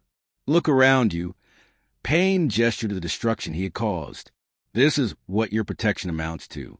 This is how well your strength serves the people you claim to care about." For a moment, Naruto felt the familiar surge of guilt that had driven so many of his past transformations. The knowledge that his very existence drew threats to innocent people, that his power made him a target that others had to suffer for. But instead of letting that guilt transform into rage, Naruto did something that surprised both himself and his opponent. He began to heal the damage. Golden energy flowed from his position, not as an attack, but as a restorative force that began to rebuild what Pain had destroyed. Buildings reconstructed themselves from their component atoms. Wounded people found their injuries closing, and the very air itself seemed to grow lighter as despair was replaced by hope. "Impossible!" Pain breathed, his Rinnegan spinning as it tried to analyze what was witnessing. Creation and destruction are opposite forces. You can't wield both simultaneously. "I'm not wielding destruction at all," Naruto replied, his transformation taking on new dimensions as he consciously chose creation over annihilation. "That's the difference between us. You become so focused on the pain that exists in the world that you've forgotten joy exists too." The healing continued, but it went beyond simple restoration. People found themselves not just physically renewed, but emotionally strengthened, their capacity for happiness enhanced by proximity to Naruto's evolved presence. "You're trying to drug them with false hope," Pain accused, though his voice carried less certainty than before. "When reality returns, when suffering inevitably follows, the crash will be even worse." "Will it?" Naruto asked, and suddenly Pain found himself experiencing something he hadn't felt in decades. Actual joy, unfiltered and without reservation. Through Naruto's expanded empathic abilities, Pain felt what it was like to wake up each day looking forward to new possibilities instead of dreading inevitable pain. He experienced the sensation of seeing friends not as future sources of loss, but as current sources of strength. He remembered what it felt like to believe that tomorrow could be better than today. "Stop," Pain demanded, his techniques beginning to destabilize as emotions he had suppressed for years flooded back into his consciousness. "This isn't real. This is just manipulation, just another form of control." "It's as real as you let it be," Naruto replied, his aura expanding to encompass not just the battlefield, but the emotional landscape of everyone within miles. "The capacity for joy, for hope, for love, these aren't weaknesses to be overcome. They're strengths to be cultivated." But the demonstration was taking its toll on Naruto as well, channeling healing and restoration on such a massive scale, while maintaining his transformation was pushing him beyond his current limits. "You can't sustain this," Pain observed, his analytical mind recognizing the signs of overextension. "Even unlimited power has costs, and you're paying them all at once." "Some things are worth the cost," Naruto replied, though golden energy was beginning to leak from him in ways that suggested his control was slipping. It was then that the Nine Tails made a decision that surprised even itself. "Let me help," the demon fox offered, its voice carrying none of its usual condescension. "Not as your prisoner, not as a source of power to be exploited, but as a partner in whatever this has become." The fusion that followed was unlike anything they had achieved before. Where previous collaborations had been about combining their respective strengths, this was about transcending the limitations that had defined both of them. Naruto's healing abilities expanded exponentially, but they also took on new dimensions. Instead of simply restoring what had been damaged, he began to improve it. Buildings became more resilient. People found themselves not just healed but enhanced, and the very concept of suffering within his sphere of influence began to transform into something constructive rather than destructive. "What are you doing to me?" Pain demanded as he felt his own worldview beginning to shift under the influence of Naruto's transformed presence. "I'm showing you what your pain could become if you stopped clinging to it as the only truth," Naruto replied. "Every loss you've experienced, every moment of suffering, they could be the foundation for understanding others' pain well enough to heal it." The revelation hit Pain like a physical blow through Naruto's empathic influence. He began to see his past not as a justification for inflicting suffering on others, but as a qualification for understanding how to end it. "Nagato," Naruto said, using Pain's true name for the first time in their confrontation. "The friend you lost, the village that was destroyed, the parents who died, they wouldn't want their memory to be used to cause more of the same pain they experienced." "You don't know what they would want," Nagato replied, but his voice was breaking as suppressed emotions flooded back into his consciousness. "No," Naruto agreed, "but I know what people who love us always want. For us to be happy, for us to find ways to heal instead of ways to hurt, for us to become better than our pain instead of prisoners to it." The technique Pain had been preparing, one final, devastating assault that would have leveled everything within 50 miles, began to dissolve as his resolve crumbled. I can't," Nagato whispered, his renegade eyes reflecting tears that he hadn't shed in decades. "I've done too much, gone too far. There's no coming back from what I've become." "There's always a way back," Naruto replied, his transformation beginning to stabilize as the immediate threat faded. "It just requires being brave enough to admit you were wrong and strong enough to choose differently going forward." What followed wasn't dramatic redemption or a sudden reversal of everything Nagato had done. Instead, it was something more profound. The beginning of a genuine transformation, the first steps toward becoming someone who used understanding of pain to heal rather than to harm. "The others," Nagato said finally, "the Akatsuki Madara's plans, the forces we've set in motion, they won't stop just because I've changed." "I know," Naruto nodded, "but now instead of facing them alone, we'll face them together. Your knowledge of their capabilities, combined with abilities that can create instead of just destroy. Maybe we can find solutions that don't require anyone else to suffer." As the immediate crisis passed, as the village began to truly heal from the damage that had been inflicted, Naruto found himself facing a new challenge. What to do with power that had grown beyond anything the world had previously seen? He could feel it in his bones, the certainty that this transformation was just a beginning, that his evolution was accelerating towards something that would make his current abilities seem limited by comparison. But alongside that growing power came growing responsibility, and the knowledge that every choice he made would shape not just his own future, but the future of everyone around him. The real battle isn't against external enemies, he realized as he looked out over the village he had just saved and transformed. It's against the temptation to believe that having unlimited power means I should use it to solve every problem I encounter. An old temptation, the Nine Tails observed. One that destroyed my previous containers, that corrupted the Sage of Six Paths' descendants, that has been the downfall of every being who achieved power beyond normal limits. Then I'll have to be different, Naruto decided. Strong enough to have the power to fix everything, and wise enough to know when not to. It was a balance that would be tested sooner than any of them anticipated, as forces were already moving in response to the demonstration of power they had just witnessed. The message reached Naruto through channels that existed outside normal communication networks, a whisper in the cosmic forces he had learned to perceive, carrying information that made his enhanced senses recoil with recognition. Sasuke was in trouble, not the familiar trouble of poor decisions or dangerous allies, but something that threatened his very existence on a fundamental level. Orochimaru's experimentation had pushed beyond simple enhancement into territory that risked unmanning Sasuke entirely. "I have to go," Naruto declared as he stood in the Hokage's office, his transformation already beginning to manifest in response to his emotional state. "Go where?" Tsunade asked, though she suspected she already knew the answer. "Orochimaru's hidden laboratory," Naruto replied, his awareness extending across dimensional boundaries to locate the precise coordinates. "Sasuke is in danger, and not the kind he can handle alone." "This could be a trap," Kakashi pointed out. Orochimaru might be using Sasuke as bait to draw you out.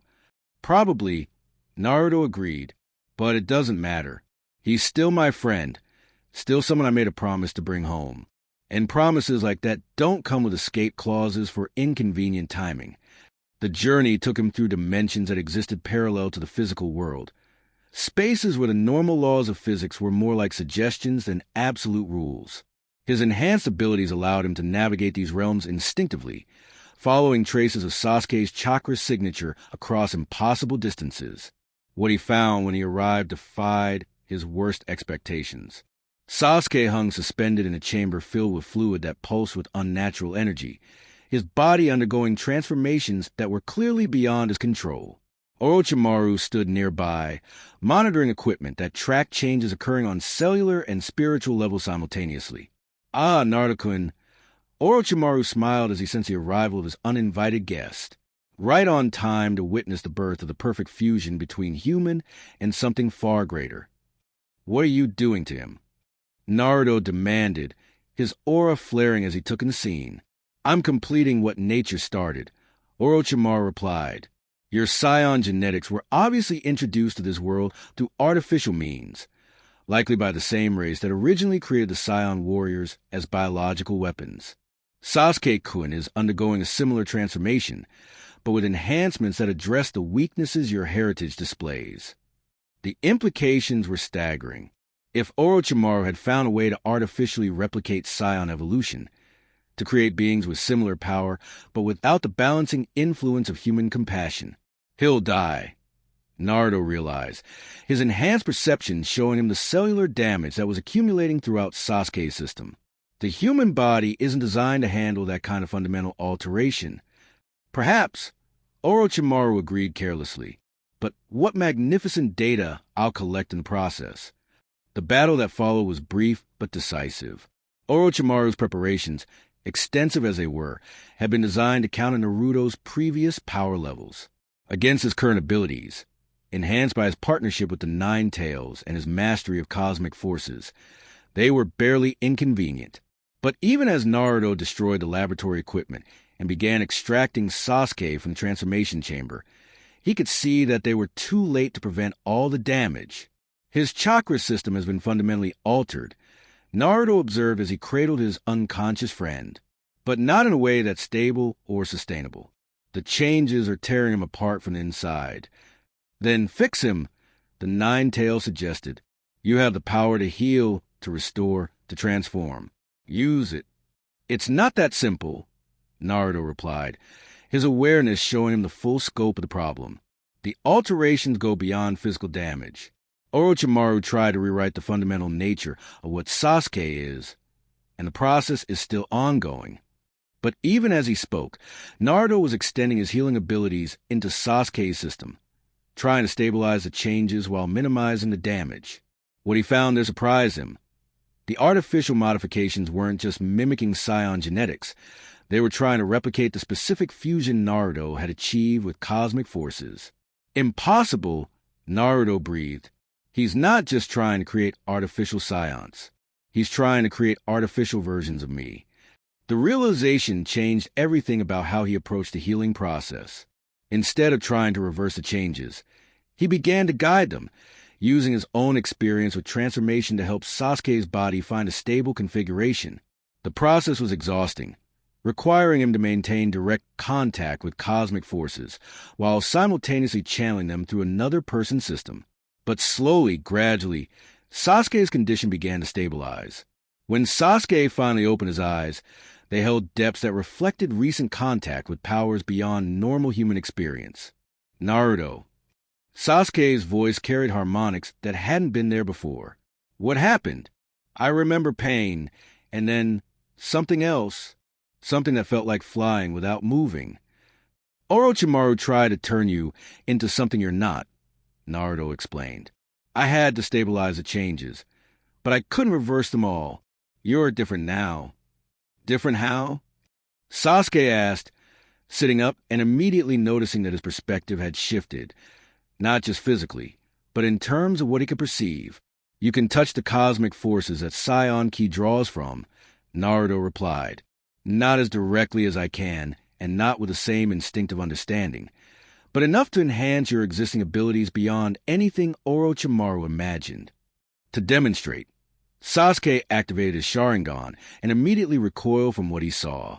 Instead of just analyzing chakra flow and predicting movement, his enhanced visual prowess was showing him the fundamental forces that held reality together. "This is what you see all the time now?" Sasuke asked, his voice carrying a mixture of awe and sympathy. "Part of it," Naruto confirmed, "though I've learned to filter most of it out, focus only on what's immediately relevant." "How do you stand it?" Sasuke continued, clearly struggling to process the flood of information his enhanced senses were providing. "By remembering that all of it, every cosmic force, every fundamental interaction, every seemingly impossible complexity, exists to support the simple things that actually matter: friends, family, the choice to protect instead of destroy." The philosophical discussion was interrupted by the arrival of Orochimaru, who had apparently survived Naruto's initial attack and was now observing the results of his experiment with scientific satisfaction. "Fascinating," the Sannin hissed. "You've not only stabilized the artificial transformation, but you've improved upon it." Sasuke-kun now represents something that has never existed: a being with Uchiha heritage enhanced by artificial Saiyan genetics, stabilized by exposure to your cosmic evolution. "What does that mean?" Sasuke asked, though his enhanced perception was already beginning to provide answers. "It means you're stronger than you've ever been," Orochimaru replied, "but also that you're bound to Naruto in ways that transcend normal friendship. Your artificial enhancements require periodic contact with his cosmic energies to remain stable." The revelation should have been devastating. The knowledge that Sasuke's new abilities made him dependent on Naruto for survival.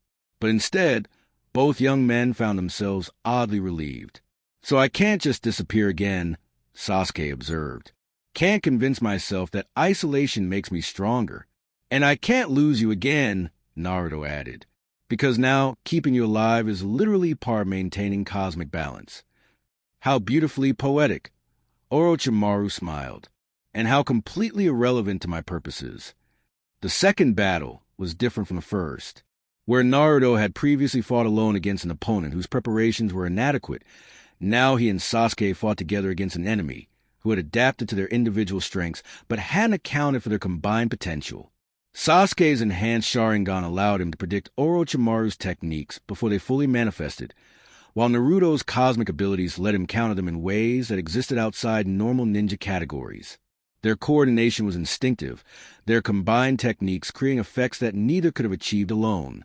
Chidori, Sasuke called, his lightning technique now enhanced with energies that made it burn like captured starlight. Rasengan, Naruto responded, his signature technique taking on dimensions that incorporated the fundamental forces of creation itself.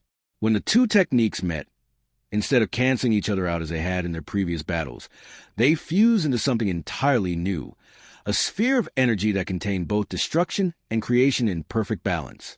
The resulting explosion didn't just defeat Orochimaru, it transformed him, stripping away the artificial enhancements and twisted modifications he had accumulated over decades of experimentation, leaving him as he had been originally, human, limited, and ultimately pathetic. "This isn't over," Orochimaru gasped as he fled the collapsing laboratory. "The forces I've set in motion, the modifications I created, they exist beyond my direct control now." "Let them come," Naruto replied, his arm around Sasuke's shoulders as they watched their enemy retreat. "Whatever you've created, we'll face it together." "Together," Sasuke agreed, and for the first time since their childhood, the word carried no reservations, no hidden agendas, no plans for future betrayal. As they made their way back toward Konoha, both carrying power that had evolved beyond anything the world had previously seen, they had no way of knowing that their demonstration had been observed by forces that operated on cosmic scales, forces that were now beginning to take a direct interest in the small world that had produced such interesting anomalies. The Fourth Great Ninja War began not with declarations or formal challenges, but with a systematic resurrection of every powerful ninja who had died in the past century. Edo Tensei on an unprecedented scale, coordinated by enemies who had learned from every previous conflict. But this war was different from its predecessors in ways that went beyond simple tactics or strategy. The combatants included beings whose power operated outside normal categories, whose abilities defied the conventional understanding of what was possible in ninja combat. The enemy force includes resurrected Kaguya from all 5 villages. The intelligence report stated as ninja from across the continent gathered for what might be the final battle. But they also include individuals whose power levels suggest artificial enhancement beyond anything we've previously encountered. Naruto stood with the allied shinobi forces, but his awareness extended far beyond the immediate battlefield. Through his enhanced perception, he could feel the cosmic disturbances that accompanied the large-scale resurrection techniques, could sense energies that belonged to no earthly source. This isn't just about conquering the ninja world, he realized, his transformation beginning to manifest as he processed the full scope of the threat. Whoever behind this is using the war as a distraction, a way to keep us occupied while they accomplish something else. What kind of something else? Sasuke asked, his own enhanced abilities detecting similar anomalies in the dimensional fabric around them. I'm not sure, Naruto admitted, but it feels like reality adjustment. Like someone is trying to rewrite the fundamental laws that govern this world. The conversation was interrupted by the arrival of Madara Uchiha, not the masked figure who had been manipulating events in the shadows, but the actual legendary ninja, resurrected and enhanced with modifications that made his already considerable power truly terrifying. So this is what the Nine Tails container had become, Madara observed, his Sharingan spinning as it analyzed Naruto's energy signature. Interesting. You've achieved something that surpasses even the Sage of Six Paths' original vision.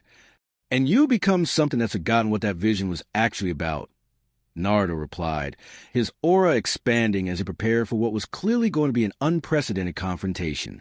The battle that followed redefined what was possible in ninja combat. Madara's techniques, enhanced by artificial modifications and powered by the unlimited chakra of his resurrected state, met Naruto's cosmic abilities in collisions that reshaped the landscape around them. But even as they fought, both combatants were aware that this was not the real battle. They were fighting for time, for positioning, for the right to determine what would happen when the true threat revealed itself. You feel it too, Madara observed as their techniques met in midair, creating pressure waves that could be felt for hundreds of miles. Something stirring that predates even the Akatsuki clan's arrival on this world. I feel it, Naruto confirmed, his transformation deepening as he drew more directly on cosmic forces. And I know you're not the one responsible for waking it up. The admission created a moment of understanding between them. Two beings whose power had evolved beyond normal limitations, recognizing that they faced something that might require them to fight together rather than against each other. But before that alliance could fully form, the true architect of the war revealed himself. Kaguya Akatsuki emerged from a dimensional tear that split reality like torn fabric, her appearance immediately altering the fundamental nature of the battlefield, where before the war had been fought using enhanced versions of familiar techniques. Now it became something that existed outside normal categories entirely. Impossible, Madara breathed, his legendary composure finally cracking as he recognized what stood before them, the progenitor of Chakra herself. But she was sealed away, bound by techniques that should have held for eternity. Seals, Kaguya replied, her voice carrying harmonics that made the concept of time and space seem fragile, are only as strong as the reality they're anchored to, and reality has been disrupted by forces that don't belong to this dimensional framework. Her gaze fixed on Naruto with an intensity that made his enhanced senses recoil. You, she continued, carry power that exists independent of my chakra system, power that threatens the fundamental order I established when I first claimed this world. I'm not trying to threaten anything, Naruto replied, though his transformation was intensifying in response to her presence. I just want to protect the people I care about. Noble sentiments, Kaguya acknowledged, but ultimately irrelevant. You represent an evolutionary path that could eventually surpass even my authority. That cannot be permitted to continue. The assault that followed was unlike anything that had occurred in recorded history. Kaguya's techniques didn't just manipulate chakra or alter physical space. They rewrote the fundamental laws that govern reality itself, creating zones where different rules applied simultaneously. Naruto found himself fighting not just a powerful opponent, but an enemy who could change the basic nature of existence around him. In one moment, gravity flowed upward, in the next time moved backward. In the third, the distinction between matter and energy became meaningless. This is what true power looks like, Kaguya declared as her techniques forced Naruto to defend against attacks that existed in multiple dimensions simultaneously. Not your crude fusion of alien genetics with human sentiment, but the authority to determine what is and isn't possible within the boundaries of reality. But even as she spoke, Naruto was adapting to her attacks in ways that surprised both of them. His Saiyan heritage, combined with his mastery of cosmic forces, allowed him to function even when the rules of existence were changing around him. You're right that this is what true power looks like. Naruto agreed, his transformation reaching levels that made his previous achievements seem limited. But you're wrong about what true power is for. His counterattack didn't try to overpower Kaguya's reality-altering techniques. Instead, it did something more subtle and ultimately more devastating. It introduced choice into the zones where she had tried to impose absolute control. Where Kaguya had rewritten the laws of physics, Naruto created spaces where multiple sets of laws could coexist, allowing people to choose which reality they wanted to operate under. Where she had tried to eliminate uncertainty, he restored the possibility of growth and change. Impossible! Kaguya gasped as she felt her control of the battlefield beginning to slip. You're not just resisting my modifications, you're improving upon them. Because that's what power is supposed to do, Naruto replied, his aura now encompassing not just energy but possibility itself. Not impose one person's will on everyone else, but create more options, more chances for people to become what they're capable of being. The battle reached its climax when both combatants simultaneously accessed their ultimate techniques. Kaguya drew on the fundamental forces that had allowed her to reshape the world when she first arrived. Naruto channeling the cosmic energies that existed independent of any single world or reality. The collision between their attacks didn't just shake the battlefield. It created ripples that could be felt across dimensional boundaries, attracting the attention of beings who had been dormant since the universe was young. When the energy finally dissipated, both fighters stood exhausted, but still functional. But the battle had been decided not by superior power, but by superior purpose. I could destroy you, Kaguya admitted, her voice carrying genuine respect for the first time. But it would require me to unmake so much of reality that the world I sought to preserve would be lost in the process. And I could probably find a way to seal you again, Naruto replied. But that would just be postponing the problem instead of solving it. Then what do you propose? Kaguya asked. Partnership, Naruto said, extending his hand toward the progenitor of chakra. Use your knowledge of reality manipulation and my ability to enhance rather than dominate. Help me create a world where power serves growth instead of control. The gesture was met with skepticism, but also with something that might have been hope. You would trust me? Kaguya asked. After everything I've done, everything I've tried to do, I trust you to be better than your worst impulses, Naruto replied. The same way I trust myself to be better than mine. The alliance that formed in that moment would reshape not just the outcome of the war, but the fundamental nature of how power would be used in the world going forward. The aftermath of the war brought challenges that none of the survivors had anticipated. With Kaguya's reality-altering abilities now guided by Naruto's philosophy of enhancement rather than control, the world itself began to evolve in ways that defied traditional understanding. Villages found their boundaries expanding not through conquest, but through the literal growth of livable space. Deserts bloomed into gardens overnight. Mountains rearranged themselves to create better trade routes, and the very air became more conducive to human health and happiness. But with these improvements came a question that haunted everyone who witnessed them. What did it mean to be human in a world where godlike beings could reshape reality according to their will? The people are afraid, Tsunade reported during one of their strategy meetings. Not of attack or conquest, but of becoming irrelevant. They see what you and Kaguya can accomplish, and they wonder if there's any point in normal human effort anymore. That's exactly the problem we need to solve, Naruto replied, his awareness extending across the continent to observe the effects of their cosmic interventions. Power this vast doesn't just change what's possible. It changes what people think is necessary. The issue is more complex than simple fear or admiration. Throughout history, human progress had been driven by necessity, by the need to overcome limitations through innovation and cooperation. But in a world where those limitations could be removed through divine intervention, what happened to the drive that had defined human civilization? We're creating a dependency, Sasuke observed, his enhanced perception showing him the psychological changes occurring in populations across the ninja world. People are starting to wait for cosmic solutions instead of developing their own capabilities. And if we withdraw our intervention to force them to remain self-reliant, Kaguya added, we condemn them to unnecessary suffering that we have the power to prevent. It was a dilemma that had no easy resolution. How do you use power responsibly when the very existence of that power changes the nature of responsibility itself? The answer, when it came, arrived from an unexpected source. You're thinking about this wrong, the Nine Tails observed during one of Naruto's meditation sessions. You're assuming that human progress and cosmic intervention have to be mutually exclusive, aren't they? Naruto asked, if we solve every problem, remove every obstacle, what's left for humans to accomplish? Everything, the demon fox replied. You're removing the barriers that prevented them from reaching their potential, not the potential itself. Instead of struggling just to survive, they can focus on becoming what they're truly capable of being. The insight led to a fundamental shift in how they approach their cosmic abilities. Instead of using their power to solve problems directly, they began using it to enhance human capability to solve problems themselves. Where before they might have terraformed a desert into farmland, now they enhanced human understanding of agriculture and provided the tools necessary for people to accomplish the transformation themselves.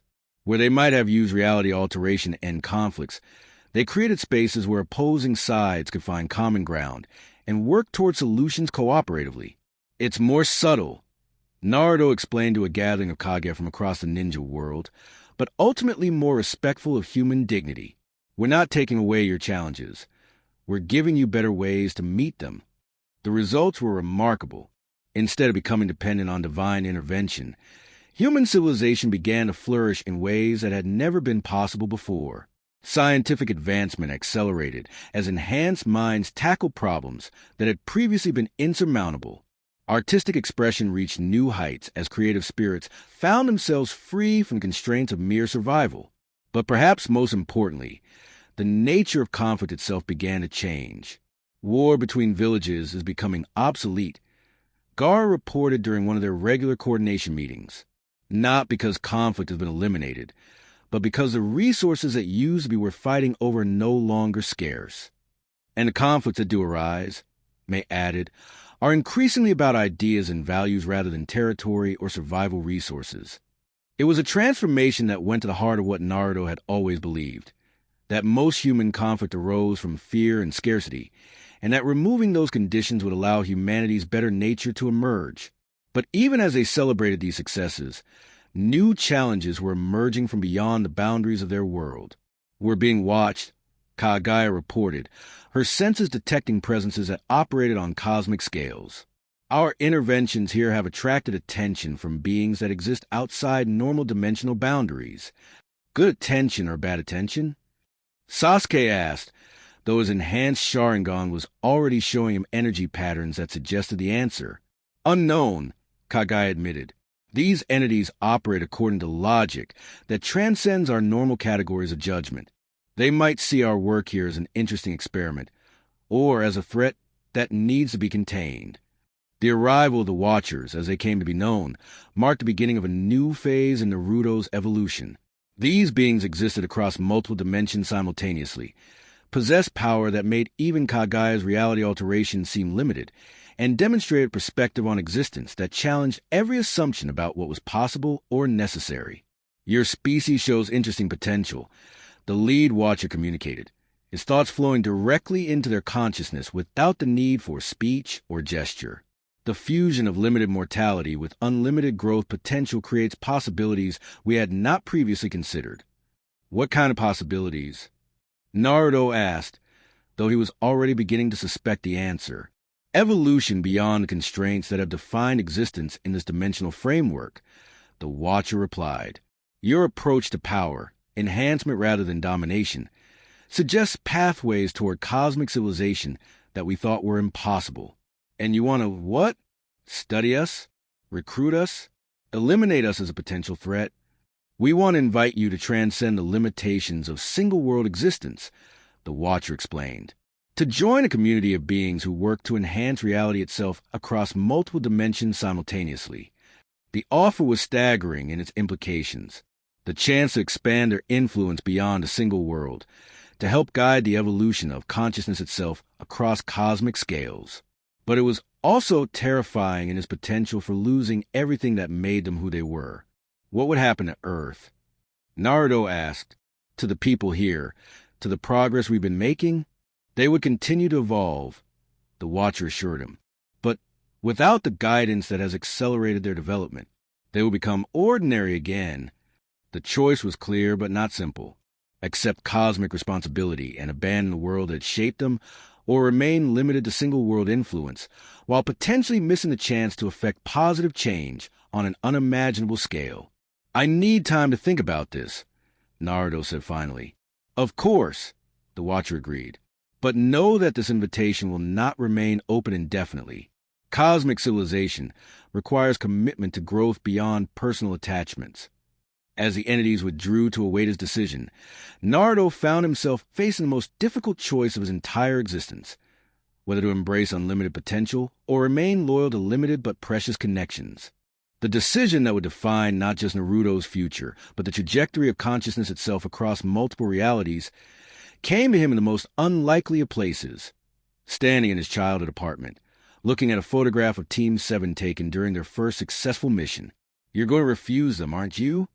Sasuke said from behind him, his enhanced perception showing him the emotional resonance that surrounded his friend like an aura.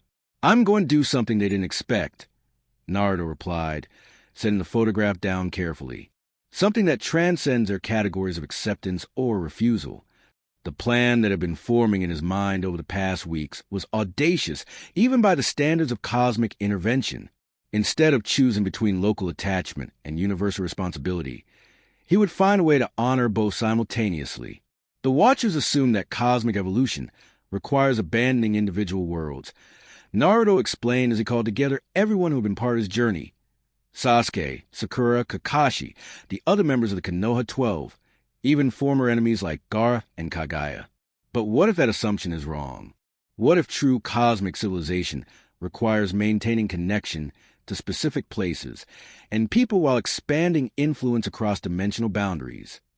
You're talking about existing in multiple dimensional frameworks simultaneously, Kaguya observed, her understanding of reality manipulation showing her the theoretical possibility. It's never been attempted, because the psychological strain would destroy any consciousness that tried it. Any normal consciousness, Naruto agreed, but I'm not normal. I'm a fusion of human emotional depth, Saiyan adaptive potential, and cosmic energy integration. If anyone could maintain coherent identity across multiple dimensional layers, it would be me. And if you're wrong? Sakura asked, her medical training making her focus on the potential consequences. If the strain does destroy your consciousness, we lose not just you, but any chance of positive cosmic influence. Then you continue to work here, Naruto replied simply. The techniques we've developed, the philosophy we've established, the improvements we've made to human potential, none of that depends on my continued existence. You've all evolved beyond the point where you need cosmic intervention to guide your growth. The statement was both true and terrifying. Over the course of their shared adventures, each of his friends had developed capabilities that transcended normal human limitations. They had become, in their own ways, bridges between ordinary existence and cosmic potential. The real question, Naruto continued, isn't whether I should accept the Watcher's invitation. It's whether humanity is ready to take the next step in its evolution without cosmic training wheels. The demonstration that followed was unlike anything they had previously attempted.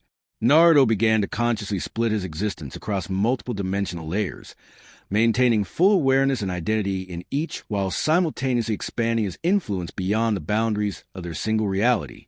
In one dimension, he remained a ninja who had grown up in Konoha, who valued friendship and protection above all else. In another, he He became a cosmic force that helped guide the development of civilizations across entire galaxies. In a third, he existed as pure possibility, enhancing potential for growth and positive change wherever consciousness could be found.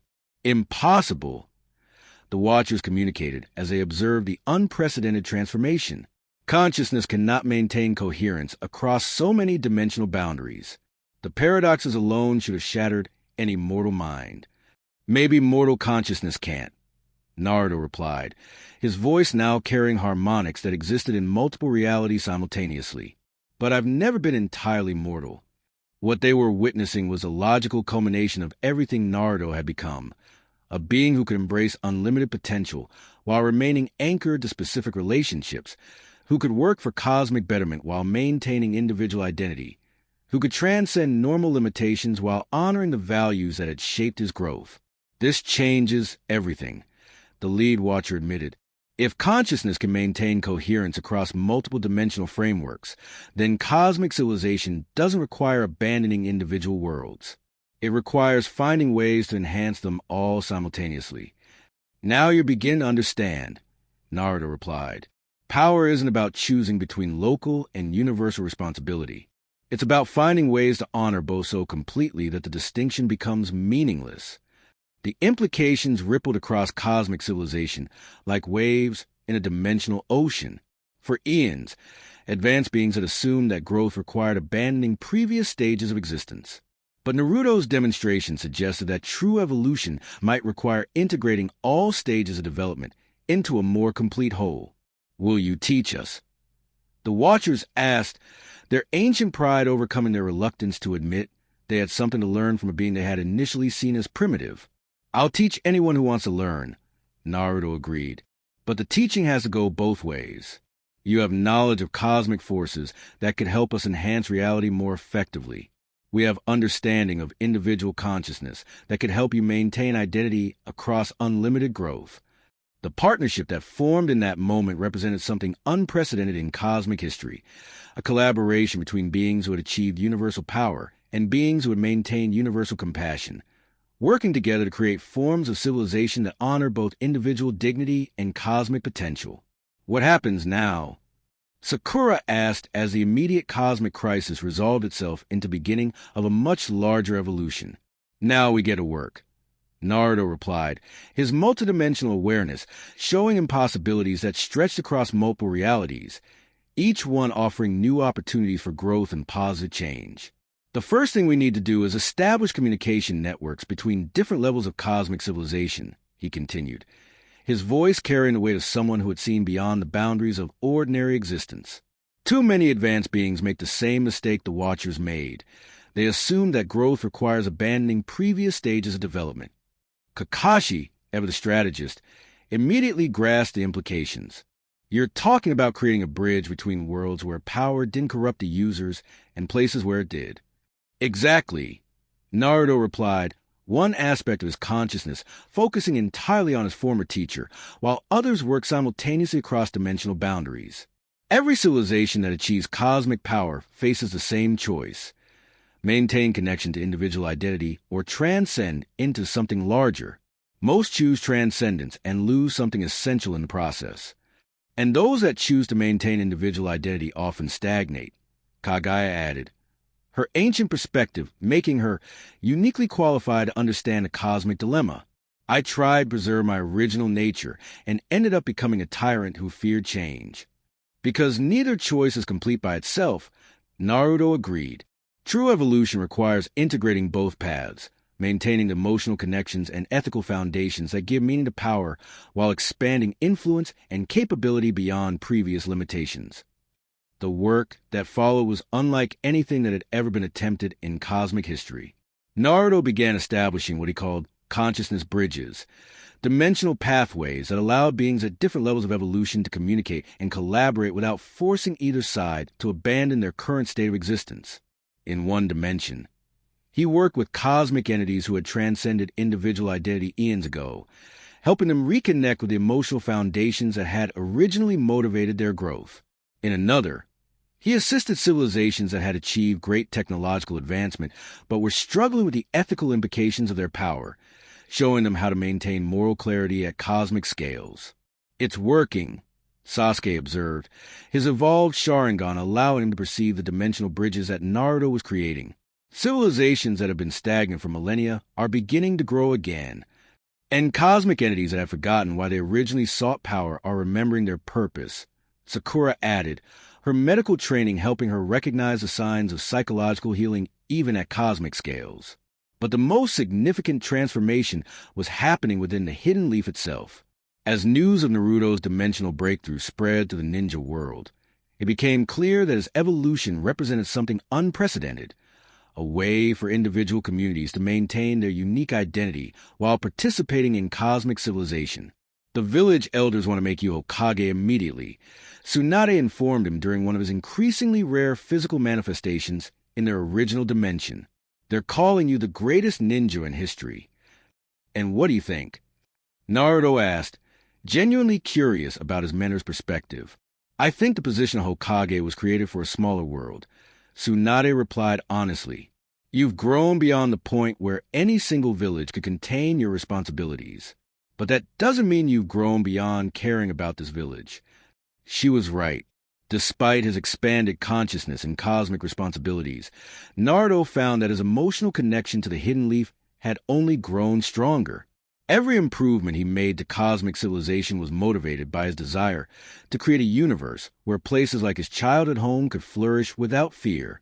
"I accept the position," he told the village elders when they formally offered him the title. "But I accept it with conditions." The conditions he proposed were revolutionary. The Hidden Leaf would become the first village to participate actively in cosmic civilization while maintaining its unique cultural identity. Instead of isolating themselves or abandoning their traditions, they would become ambassadors for the principle that local community and universal responsibility could enhance each other. "We're going to teach the universe something it's never learned," Naruto explained to the assembled village. "That power shared is power multiplied, that growth guided by compassion creates more lasting change than growth motivated by transcendence alone." The speech he gave that day was broadcast not just throughout the ninja world, but across multiple dimensional frameworks to civilizations that had never heard of the Hidden Leaf. His words carried the weight of someone who had achieved cosmic power without sacrificing human connection.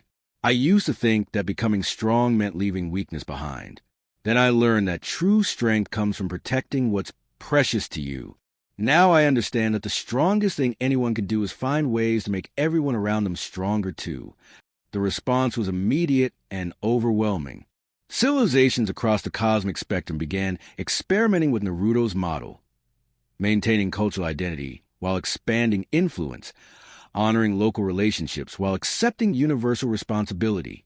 "You've started something that will outlive all of us," Jiraiya observed, his spirit somehow able to communicate across dimensional boundaries now that Naruto's power had grown to cosmic proportions. "That's the point," Naruto replied. "Real change doesn't depend on any one person continuing to exist. It depends on creating systems and relationships that can grow and adapt without constant intervention." As his first year as Hokage progressed, the Hidden Leaf became something unprecedented. A village that served as both local community and cosmic embassy. Ninja trained not just in combat and jutsu, but in the skills needed to communicate with beings from radically different stages of evolution. The most remarkable development was how his friends and former rivals had adapted to the new reality. Sasuke became the village's specialist in consciousness evolution, using his understanding of the Sharingan to help other beings develop enhanced perception. Sakura established healing centers that served beings from across the dimensional spectrum. Even former enemies like Gaara had found roles in the expanding network of cosmic civilization. "Do you ever regret it?" Hinata asked him during one of their quiet moments together, her Byakugan, allowing her to perceive the strain that maintaining multidimensional consciousness placed on him. "Regret what?" Naruto asked, genuinely puzzled. "Choosing to carry so much responsibility. You could have lived a simpler life." Naruto considered the question seriously. It was true that his current existence was far more complex than anything he had originally imagined. Maintaining coherent identity across multiple dimensional frameworks required constant effort. The responsibilities of cosmic civilization were often overwhelming. Sometimes he wondered what life would have been like if he had simply accepted the limitations of being an ordinary ninja. "I can't regret becoming who I was meant to be," he finally replied. "And I can't regret creating a universe where other people have better chances to become who they're meant to be too." The statement captured something essential about Naruto's character that had remained constant throughout all his transformations: his fundamental belief that everyone deserved the opportunity to reach their full potential. His Saiyan blood had given him the power to transcend normal limitations, but his human heart had given him the wisdom to use that power in service of others. As he stood on the Hokage monument that evening, looking out over a village that had become a bridge between worlds, Naruto reflected on how far he had come from the lonely child who had craved recognition. He had achieved recognition beyond anything he could have imagined, but more importantly, he had helped create a universe where recognition was based on contribution rather than power, where growth was measured by how much you helped others grow rather than how much you transcended your origins. "Not bad for a kid who failed the graduation exam 3 times," he said to himself, his multidimensional awareness showing him thousands of civilizations that were learning to balance individual identity with cosmic responsibility because of the example he had set. The future stretched ahead of him, filled with challenges and possibilities that would have terrified his younger self. But he faced it with confidence born of understanding. He was no longer just Naruto Uzumaki the ninja, or Naruto the Saiyan, or even Naruto the cosmic force. He was Naruto the bridge builder, the one who had proven that power and compassion could enhance each other infinitely when wielded with wisdom and humility. And in a universe that had finally learned how to grow without forgetting its foundations, that was exactly what was needed. The boy who dreamed of becoming Hokage had become something more, a bridge between worlds. Saiyan and shinobi, alien and human, destroyer and protector. Standing beneath Konoha's sky, golden hair catching starlight, Naruto Uzumaki had finally found his answer. He belonged to both worlds, and neither. The Star Child's journey was complete. If you enjoyed this, hit that like button, subscribe, and join the community by sharing your own what if ideas down below. See you on the next video. Thanks for watching.